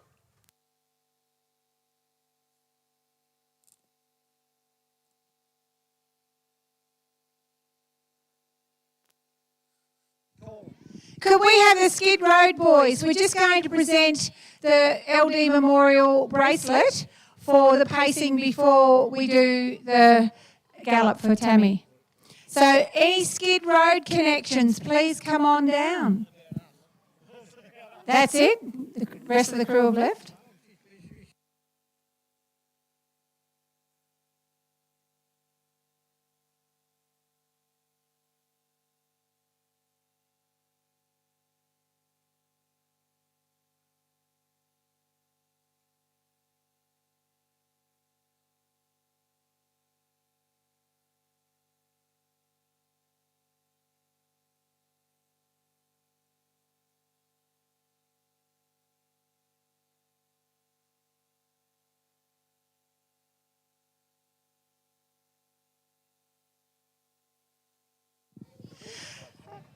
Congratulations to Paul Williams, who's also a life member.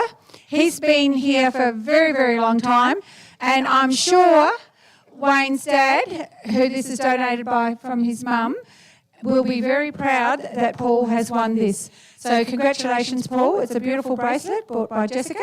So yeah, once again, congratulations and to all the connections. Thank you for the Hamer family for donated this. Wayne's dad helped me win my first race ever on King Island with a little bit of good advice, so I've listened to that all along and I've admired him ever since. Thank you very much for the trophy. Thanks, Paul.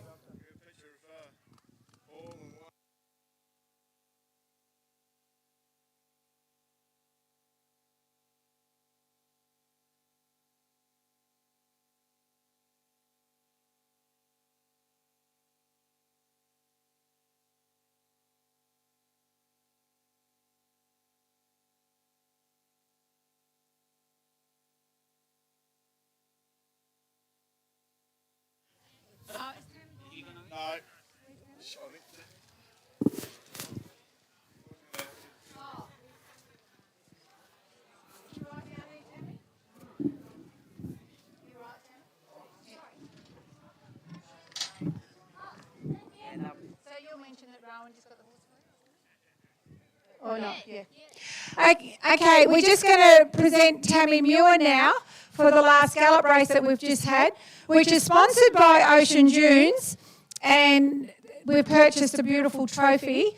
Ocean Dunes, Martin Rose, has been keeping our track mode over the winter, and he helps us look after it. So we really appreciate all the time Martin puts in to keep it mowed for the season.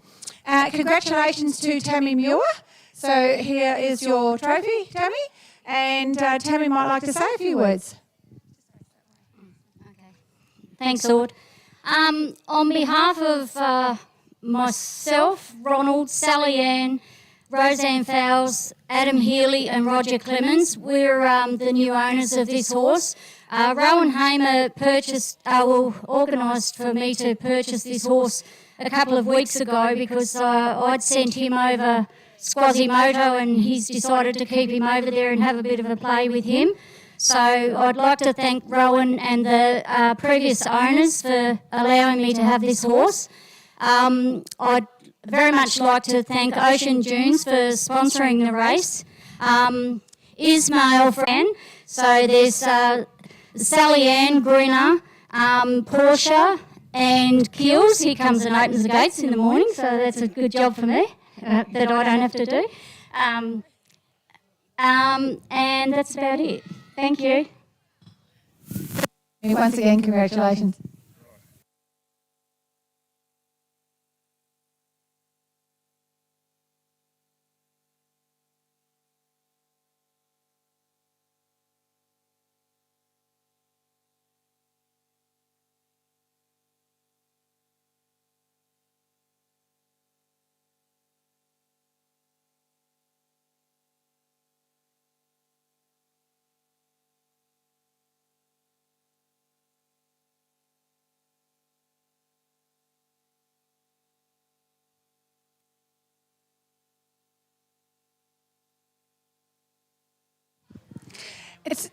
It's a busy day for us today with Ladies' Day. So now we're having the best fascinator. So would all those that have got a bit of headgear on come into the saddling paddock? That'd be great. Thank you.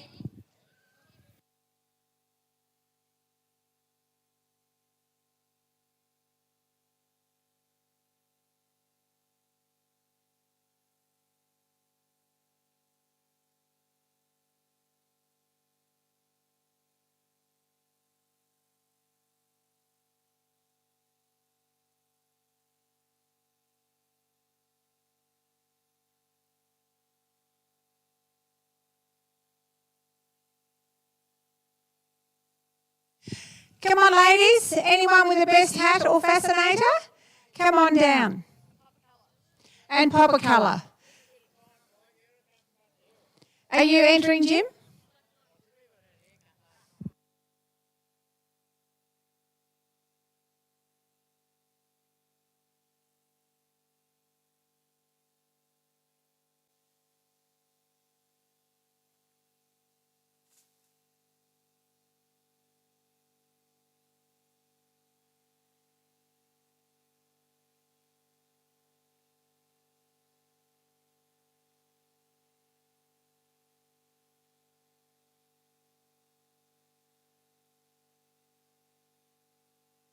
Come on, is there anyone else?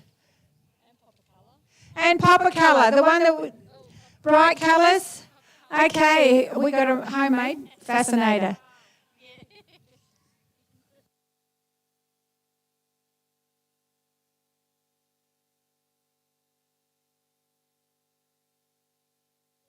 Well, it doesn't look like there's anyone else coming in. Oh, yes, we have two more ladies. Great. Come on, line up, ladies. Why weren't you in the fashions earlier, the lady in the blue there?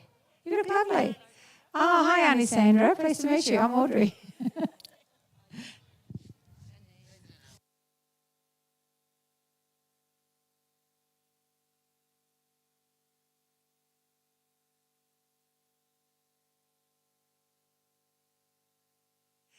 And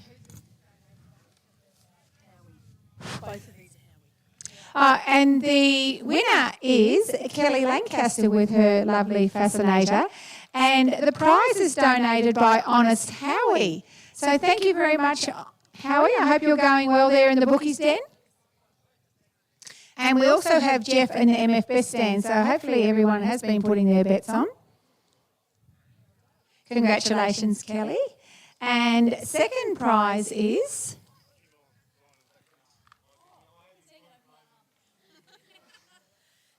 a tote bag donated by Howie, and the winner is Randy Sandy. Come on in. There we go. Thank you very much, ladies. And then we have the best popper colour, which is donated by Simone Lee, the local vet.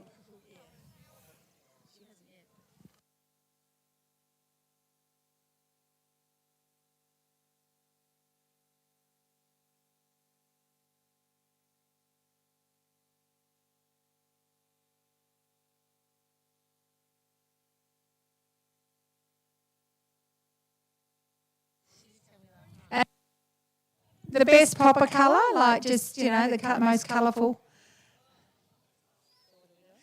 And the winner is... It is our visiting Dr. Anne. Yeah, thank you. It's with her own creation. Congratulations.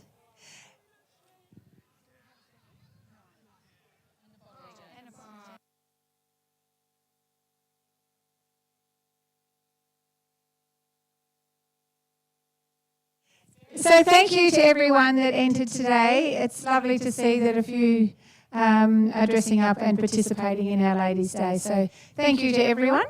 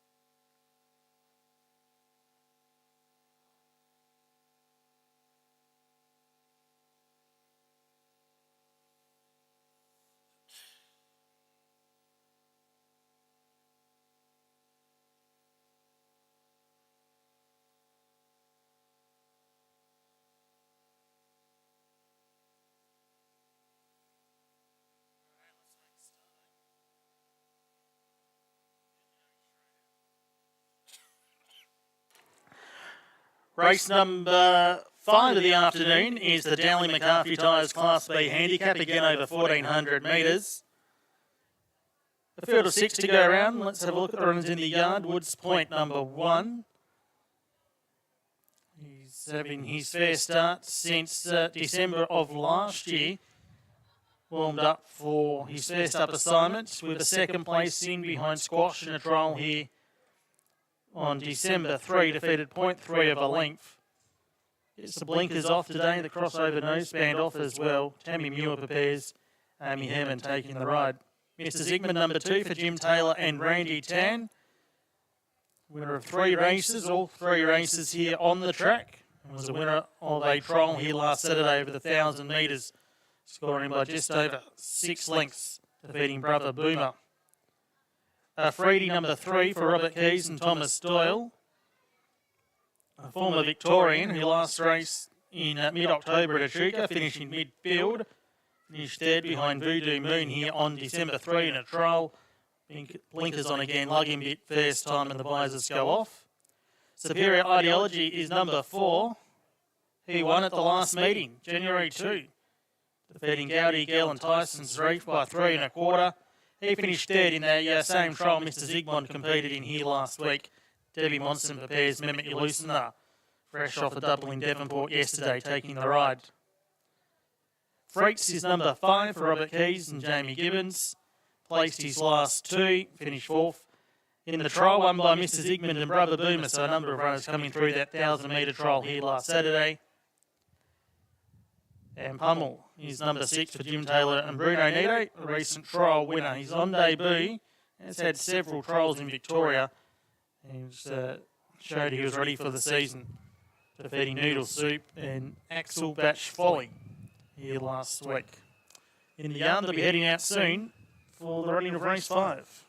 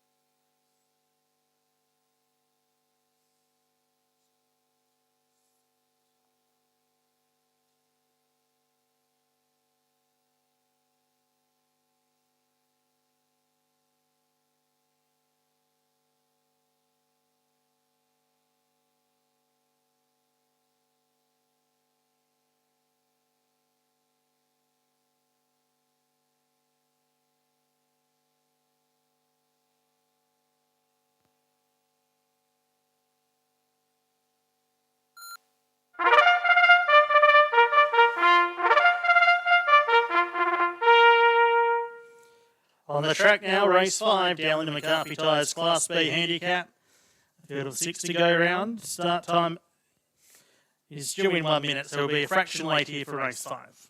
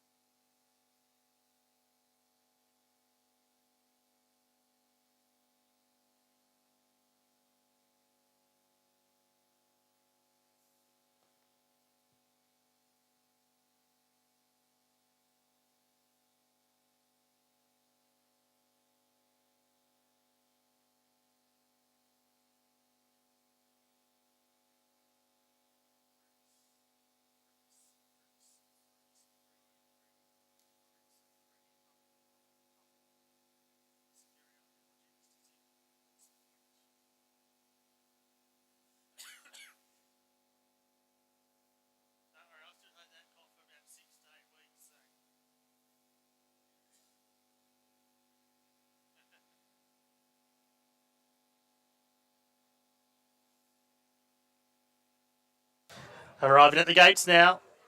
Race 5 at the gates.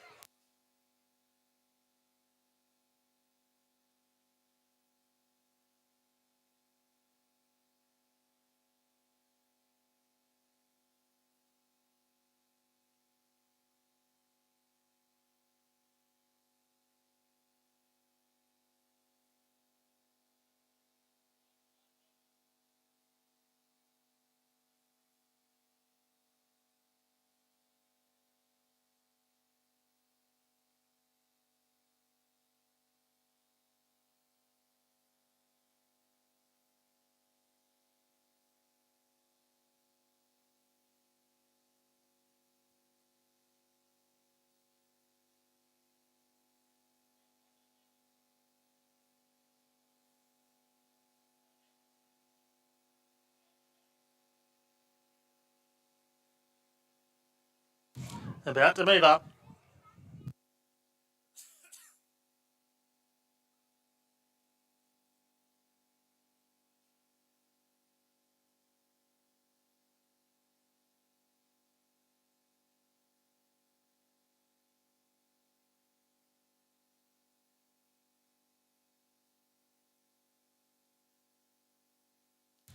Fritz, the first runner, loaded away. Jamie Gibbons taking the ride for Robert Keys. Pummel moves in. Debutant prepared by Jim Taylor.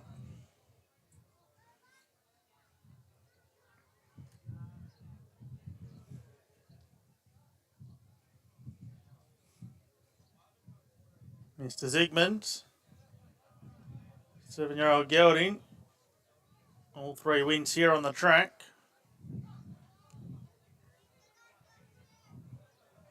He's now in the gate. Superior Ideology, the last start winner, will be next.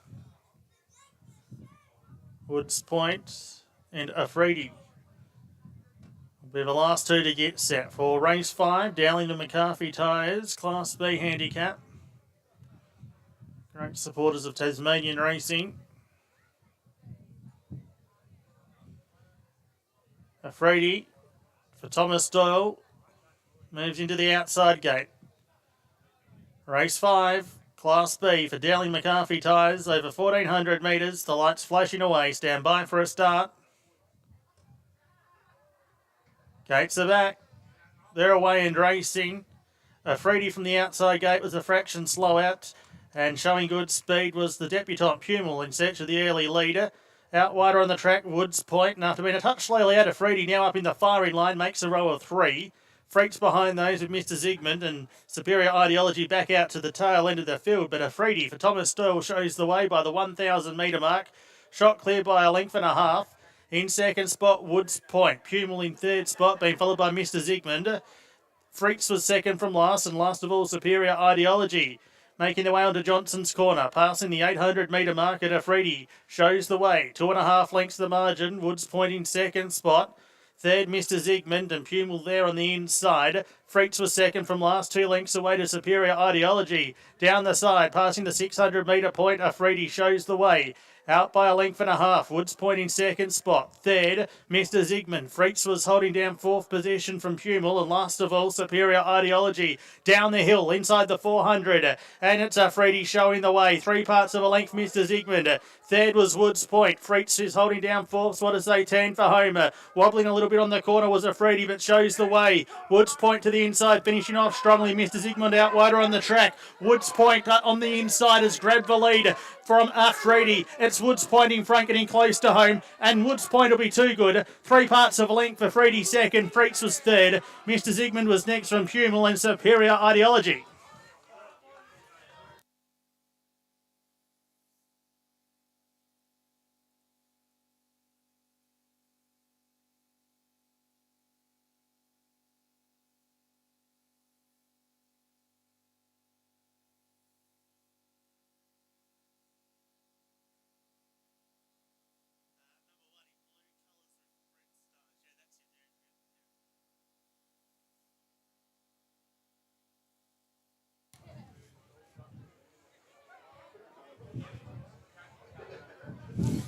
Number 1, Woods Point, the winner for Tammy Muir. And Amy Hareman putting in a strong content for ride of the day there. Freddie wobbled around the bend, got the rails run, and Woods Point's finished off best to score, defeating 3 Freddie for Tom Doyle and Robert Keys. 5 Freaks has finished in third spot. Jamie Gibbons riding for Robert Keys. Mr. Zygmunt number 2 was 4th. Numbers race 5, King Island are 1, 3, 5 and 2. 1, 3, 5 and 2 on the Dowling McCarthy Tyres Class B handicap as runners return.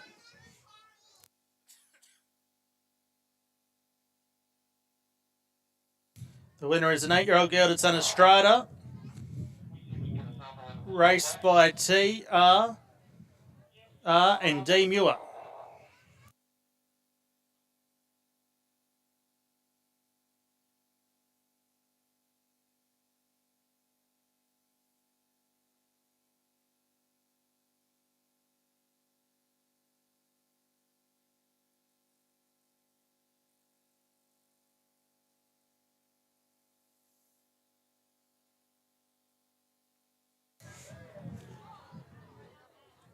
The winner's time was 1:28.59.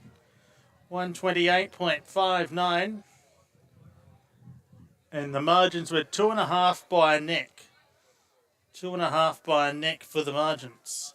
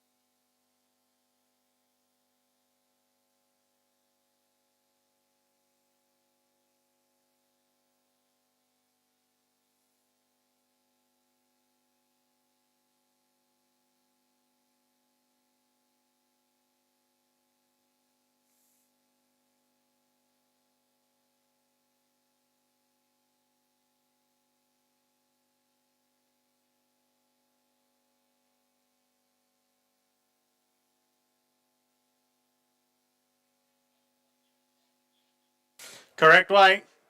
Correct weight up, race 5. Correct weight 1352. 1352. Correct weight.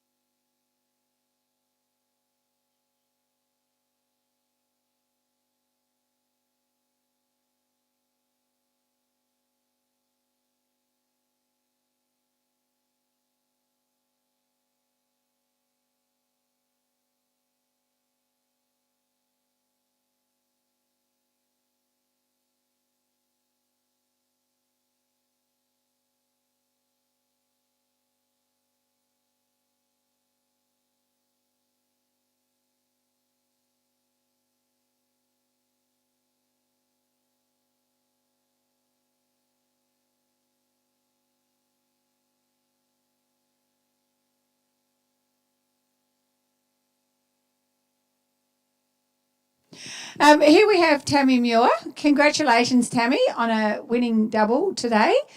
It's excellent. She's had Woods Point going around for a little bit here on King Island, and I think she's had some other wins with him, so congratulations on another win. And this trophy was donated by Dowling McCarthy. It's been they've been a long time sponsor of King Island races, so thank you to Dowling McCarthy. So I'll just hand you over to Tammy to say a few words. Thanks, Ord. On behalf of myself, Ronald, Dave and Robert, who own Woods Point, we'd like to thank the sponsor of this race, Dowling McCarthy. I'd also like to thank Amy for a great ride on this horse. It was a first ride, and I told her he was an easy ride, so she still did a great job. I'd like to thank all the staff who helped at my stables, especially Abby Brooks, who a few weeks ago we never had a track rider, and Jim spoke to Abby on behalf of Debbie and myself, and since then Abby's been coming out and helping us out and riding a few. So thanks, Abs. What else? That's about it, I think. Thank you. Thanks, Tammy. Congratulations, Dave. Thank you.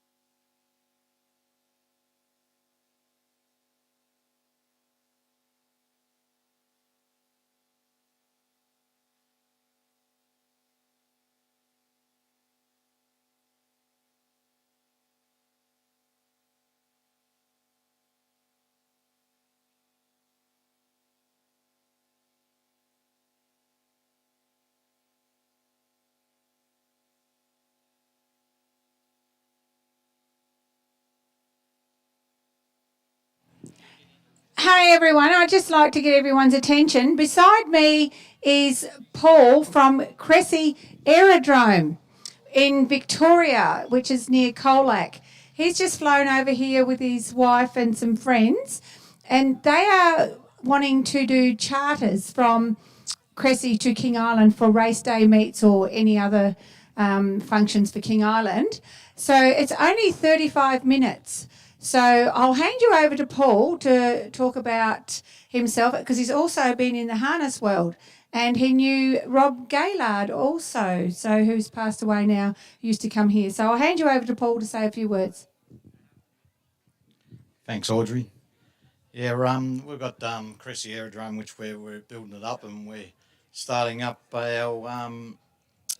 our charter business to King Island. We want to service here. We find the Western District is let down with charter into King Island, so we've gone through all the regulations and everything like that, and we finally got the go-ahead and the approval, so we'll be flying here a lot constant now, so which will be good for us, and we've got some great pilots and some great planes we've got coming on board, so yeah, we enjoy it, and just going in with the harness racing, yes, I spent probably 10 years with harness, and was getting too much with my businesses, so I had to give it away, and all my friends are still in Melbourne just doing harness, which I totally enjoy, and I love the horse action. Thank you. Thank you very much. So how many people can you take on a charter? It's a 6-seater, twin engine, so it can be booked on for the whole plane, and it'll stay there until you say you want to come home, which would be 5 o'clock, 6 o'clock. It's up to you. And if we get more bookings, we'll ferry back, because it ain't far back to Cressy from King Island.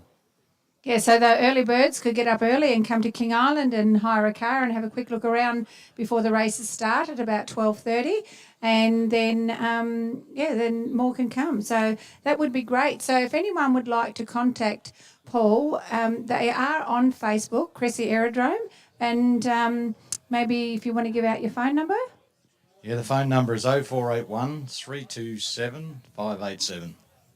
Yeah, otherwise Cressy Aerodrome. Well, thank you very much, Paul, for supporting King Island. We're getting lots of support these days, and hopefully we'll see you again next week. So thanks again, Paul. Thanks, Audrey. So while we've got Paul here, we're talking about the harness and the gallops. The harness are coming up now. This is the second one for the day. So we're the only place in Australia that we have gallops and pace on the same day on the same track. So that's why we're so unique, and we need to keep supporting each other. So without the harness, we don't have enough gallops, and without the gallops, we don't have the harness. So it's really good that we've got both codes. So, and it makes exciting for all the spectators as well. So good luck to the next race, and we'll see you afterwards.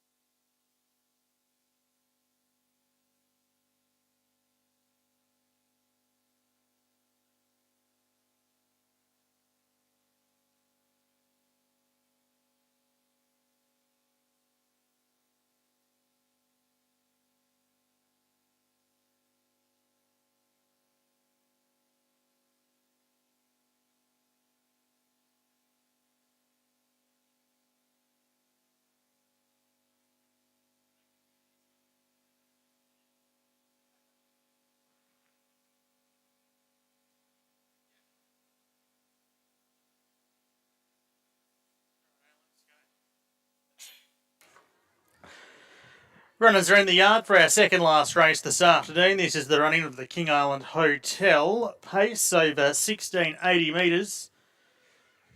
Number 1 is Our Ideal Fella. Adrian Collins and Peter Jakowenko combine.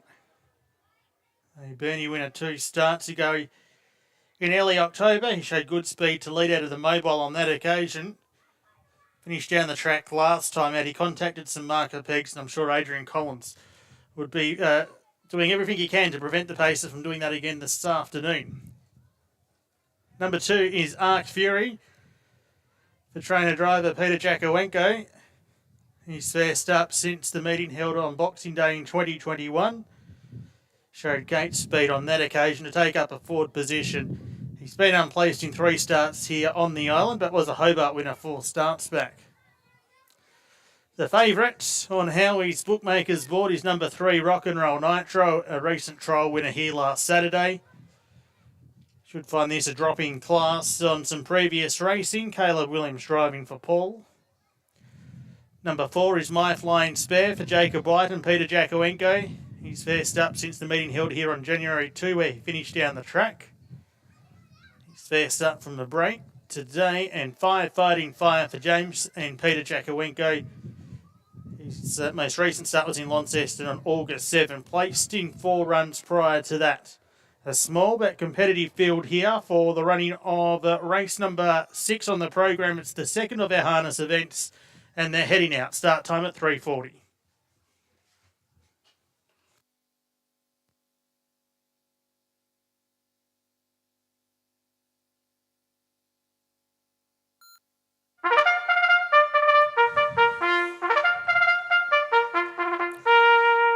On the track, race 6 of the King Island Hotel on the track.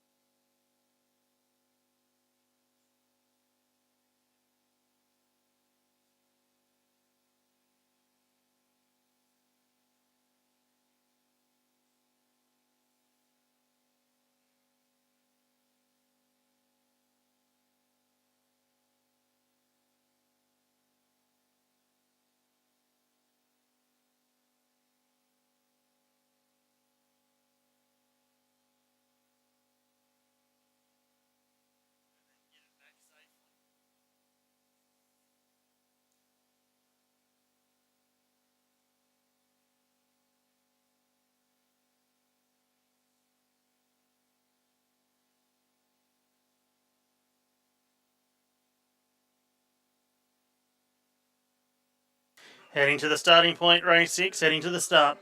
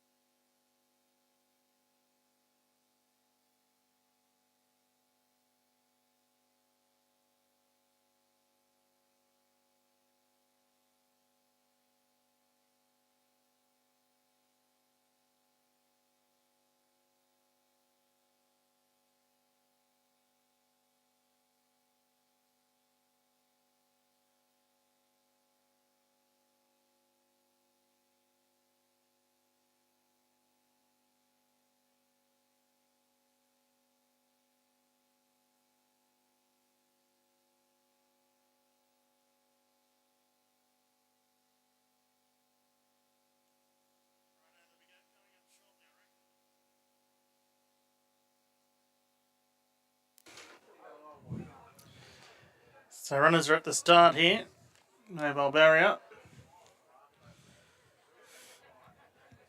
Heading into position for the King Island Hotel pace. An action-packed first harness race where Pawnbroker's Sled was first across the line before subsequently being disqualified. Tizu Storm promoted to first. Connections of that pace are collecting half of their TAS spread bonus.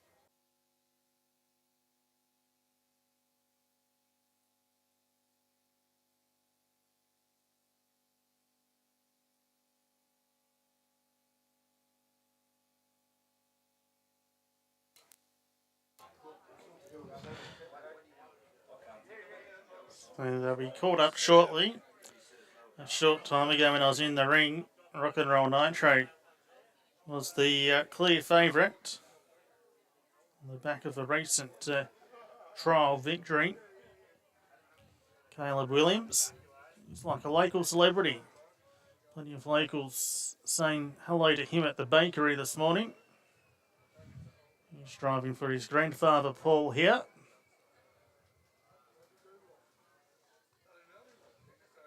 As these runners continue to circle at the start, we're just awaiting for start time, which is still 90 seconds away.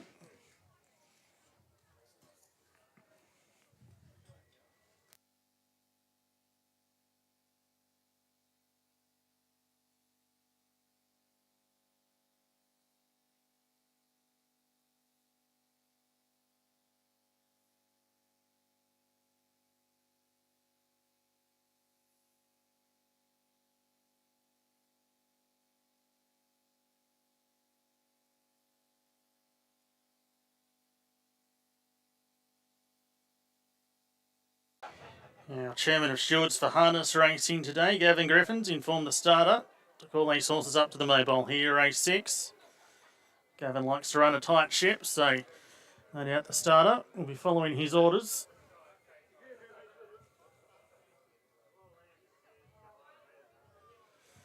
Again, we're racing over 1680 metres, so the start affected halfway down the home straight, and then one lap of the racetrack here on beautiful King Island. On what's been a beautiful day weather-wise. A little bit fractious here is Arc Fury. As they're about to move up to the mobile. The clerk of the course make a good line behind the gate. Green lights up. They're away and racing. Our Ideal Fella began well. Rock and Roll Nitro showing good gate speed, and the favourite's going to find the peaks first out of the home straight. Our Ideal Fella, I should say, is holding down second spot. Fighting Fire third. My Flying Spare last of the main body and tailed right off Arc Fury after refusing to score up his back out to the tail end of the field. So heading up the side of the course towards the track entry, and Rock and Roll Nitro shows the way for Caleb Williams in what's not overly a strong tempo. The margin's 4 metres. In second spot, our Ideal Fella. Third, Fighting Fire. My Flying Spare is holding down fourth spot, and you can forget the other one, Arc Fury, tailed right off. They go past the 1,200 metre mark, and Rock and Roll Nitro, the favourite's had it on his own terms in the early stages of the race, heads to the crossing in front by 4 metres. In second spot, our Ideal Fella. Third was Fighting Fire, and last of that main body, My Flying Spare. Over the crossing, they've gone inside the 1,000 metre point, and showing the way, Rock and Roll Nitro. The 4-year-old gelding's out in the lead by that 4 metre margin. Our Ideal Fella is second. Fighting Fire's had a soft run in third spot. My Flying Spare, the same can be said for that pacer who's just been tapped up as a move is made by Fighting Fire. James Jakowenko takes off, gets within a neck of the leader as they go on to Johnson's corner.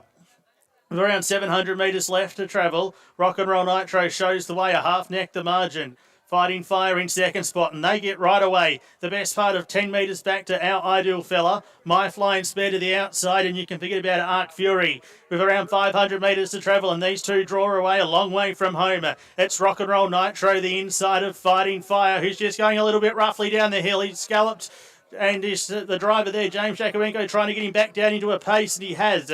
So Rock and Roll Nitro skipped away on the bend, 7 metres in front. Fighting Fire in second spot there, well clear over My Flying Spare, who's a clear third in the home straight. Rock and Roll Nitro in front, 7 metres the margin. Fighting Fire in second spot, but Rock and Roll Nitro, the race favourites, nicely clear inside the 100 metre mark, and Rock and Roll Nitro is home. Rock and Roll Nitro down to the line, wins it by 15 metres. Fighting Fire going a little bit roughly again, but will hold second. Third, My Flying Spare. And a long gap back to the others. Arc Fury, who missed the start by the best part of 100 metres, has just gone past to our Ideal Fella, who was the last one in.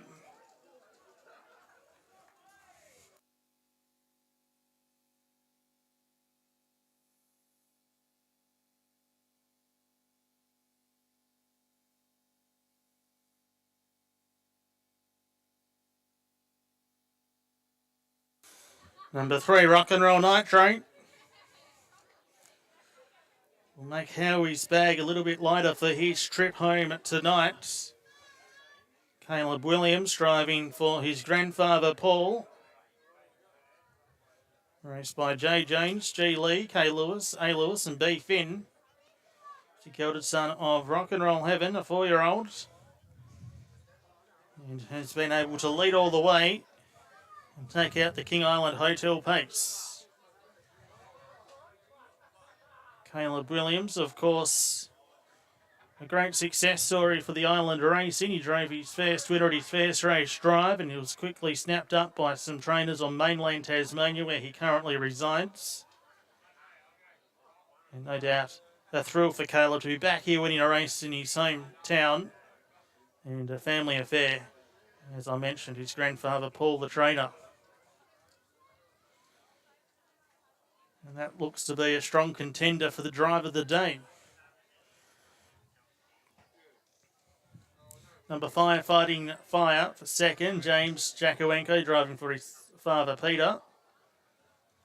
As we wait for the numbers to officially be posted. My Flying Spare, number 4 for third, Jacob White. And Peter Jakowenko in front of 2, Arc Fury. So the numbers now being confirmed by the judges: 3, 5, 4, and 2. As runners return after the King Island Hotel pace.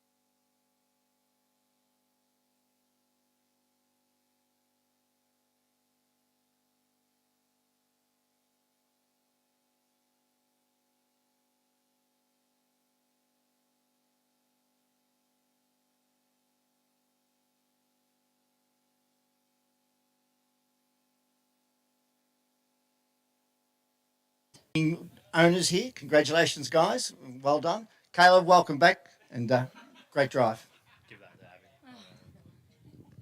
Thanks, John, for sponsoring the race. Thanks, Caleb, for the good drive, and Paul and Grun for training. Thank you.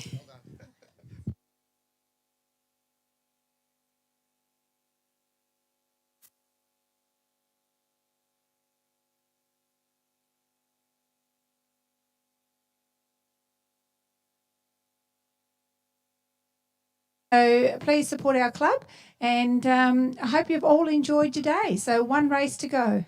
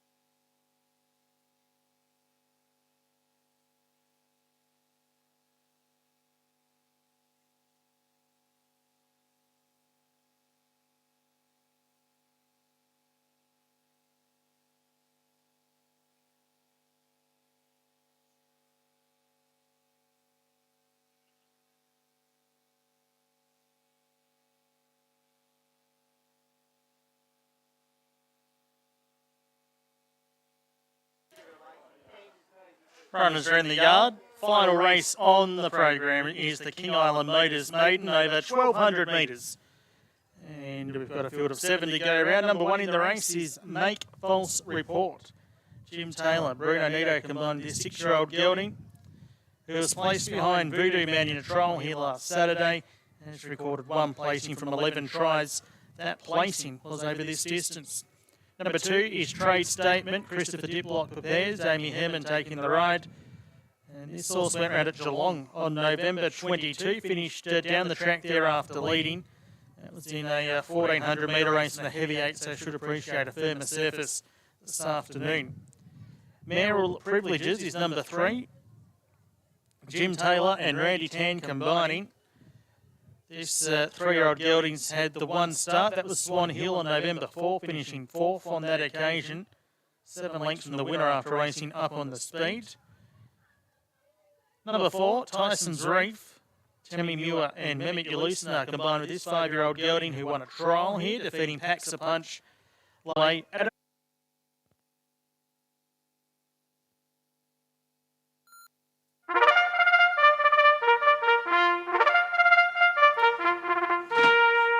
On the track, race 7 on the track.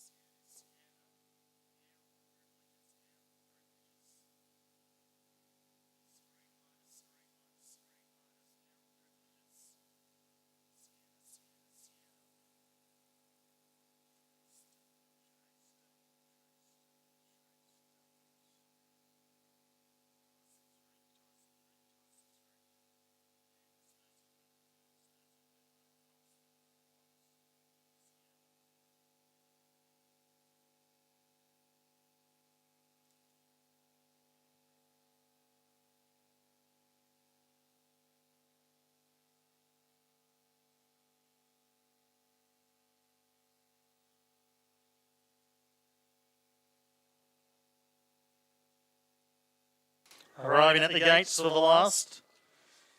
At the gates for the last race on Ladies' Day. Back here next Saturday for Beef Day. Popular race day. Don't forget there's many merchandise items for sale in the bars, so check those out.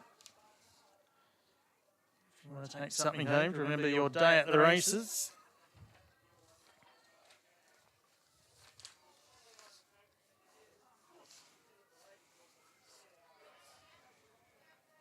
Don't forget, after the last race, we'll have the raffle draw, as well as the Lucky Gate prize, and some of the most sought-after awards. The King Island Laundromat Ride of the Day, and the King Island Club Driver of the Day. King Island Laundromat, located at 13 Main Street. Graham Keeley's the man to see if you've got any queries with that. And the King Island Club open for meals Wednesday to Monday, 5 to 8:30, and lunch on Fridays, 12 to 2. So, popular place to enjoy a meal here on the island.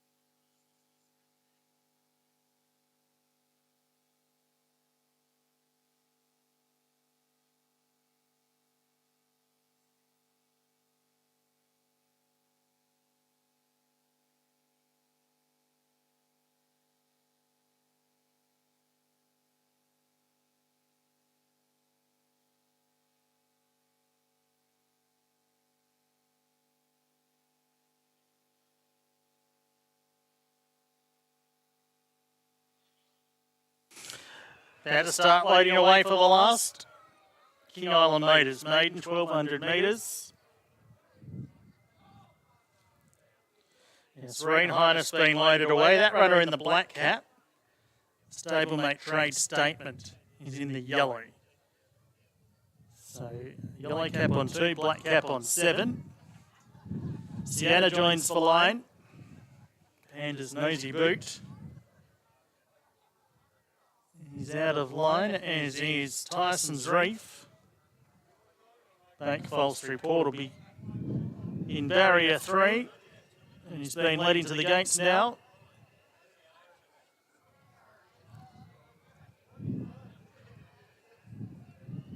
Trade Statement will be next.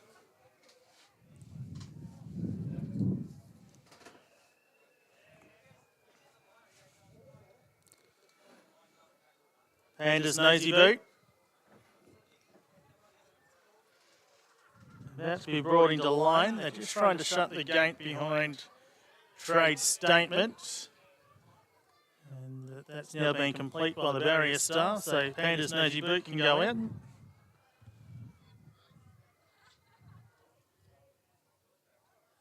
Tyson's Reef. We're the second last to get set. And Mayoral Privileges will be the last. Tyson's Reef was almost in, backed away at the last moment.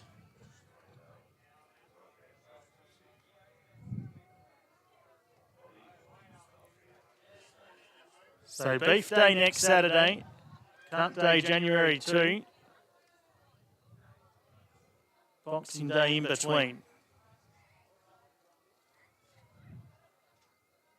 Mayoral Privileges about to come in as the jockey of Make False Report has been flung out the back of the gates, and the jockey, Bruno Nido, has gone straight to the inside rail and was favouring a leg there. So Make False Report about to be backed out. And the ambulance crew being waved over to have a look at Bruno.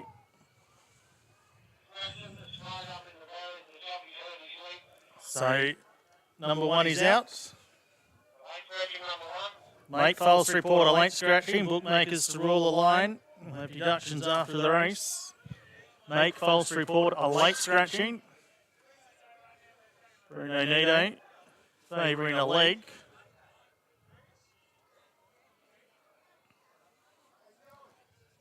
And the remainder of the field is in the gates.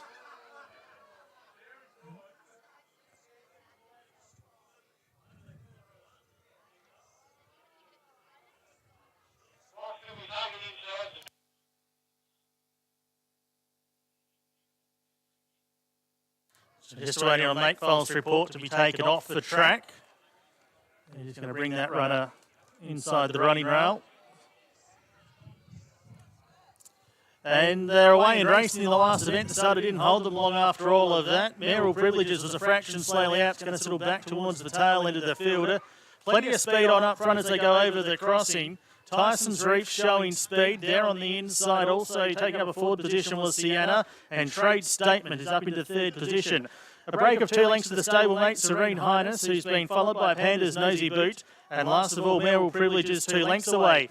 Making their run down the side of the course with around 700 metres to travel, and Tyson's Reef shows the way for the Mimic Elucinar, out in the lead by a length and a half. Sienna's holding down second spot, and in third position, Trade Statement. The outside making ground was Panda's Nosy Boot, who got around Serene Highness, and 3 lengths away to Mayoral Privileges at the tail end of the field. Down the side, 400 metres to travel in the last race on Ladies' Day, and it's Tyson's Reef showing the way, about to be joined by Panda's Nosy Boot, the outside. Sienna in the middle of that duo. Behind those was Serene Highness. Give them the cheer as they turn for home. Down on the inside, Tyson's Reef just in front. Panda's Nosy Boot, the outside, finishing off strongly, 100 to go. Panda's Nosy Boot grabbed the lead. Out wide, trying hard was Mayoral Privileges late, but Panda's Nosy Boot too good. A length and a half on the line. Mayoral Privileges second, Tyson's Reef third, followed in by Sienna, Serene Highness, and last of all, Trade Statement, Make False Report, the late scratching at the gates.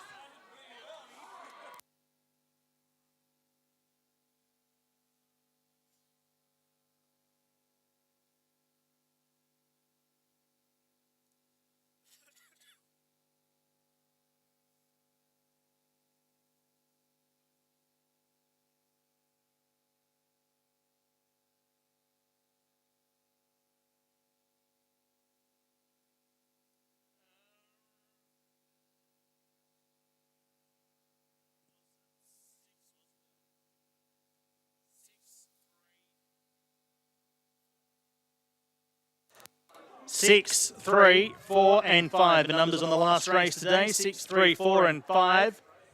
Panda's Nosy Boot the winner for Robert Keys and Thomas Doyle.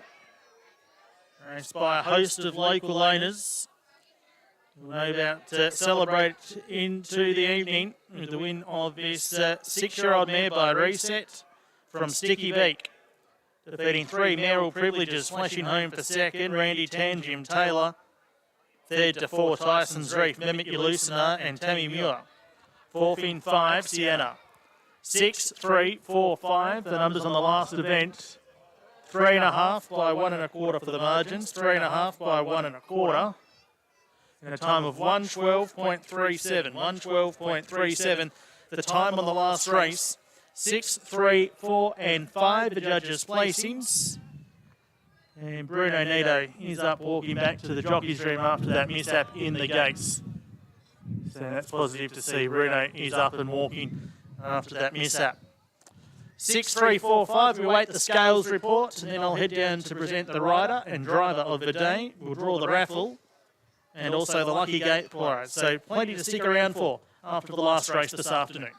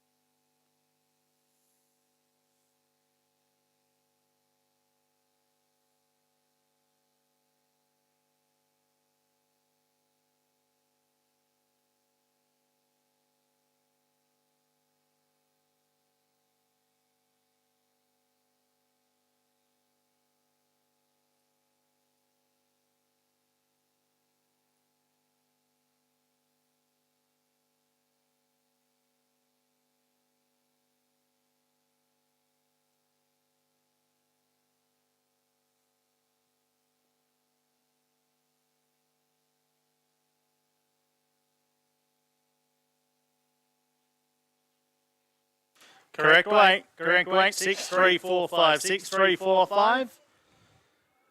And we'll be down soon to present the rider and driver of the day and draw the raffle, the lucky gate prize, and no doubt plenty of stories to be told on the day's racing. 6, 3, 4, 5. Go collect off Howie if you've got those numbers on your ticket on the last.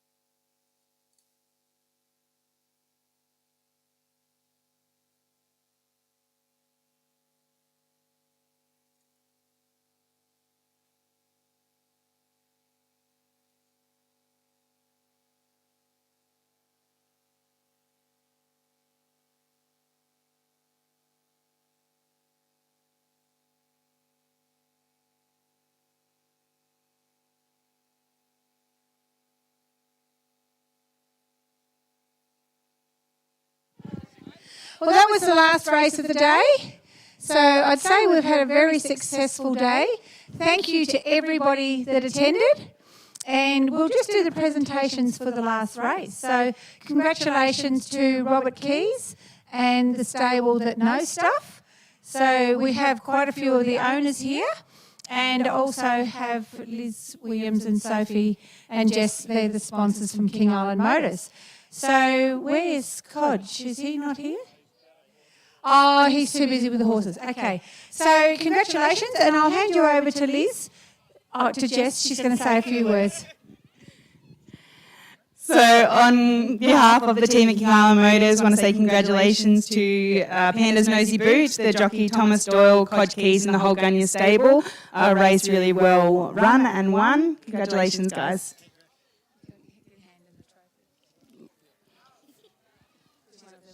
Thank you. You spoke well. Who wants to say a few words? Okay, on behalf of the Nosy Boots, Panda's Nosy Boots owners, I would just like to thank Codge and all the hard work that they do out at the stables. And that's about it. Oh, and the jockey too.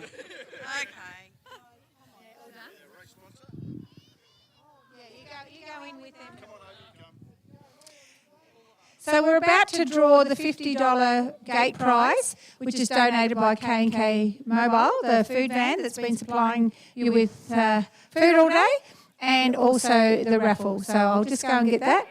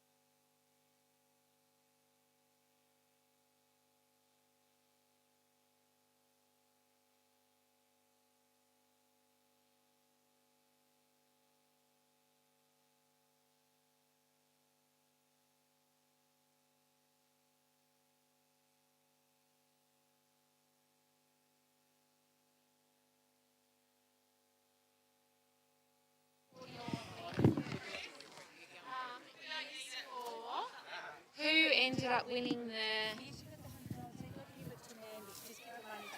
Oh, because she bought... Yes, she bought. Okay. Yeah, she bought. She's talking about Scribble the Chance.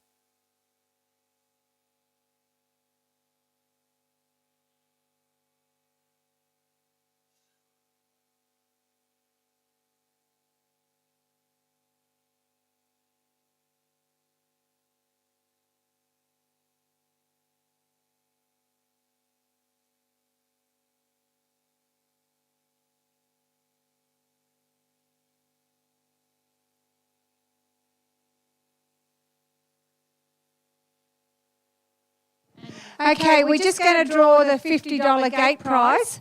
I'll just ask my daughter Jessica before they all blow away.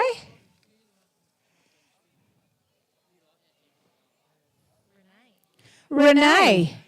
The phone number is 0419 2990. So Renee. So if there's a Renee, oh, there you are there. Oh.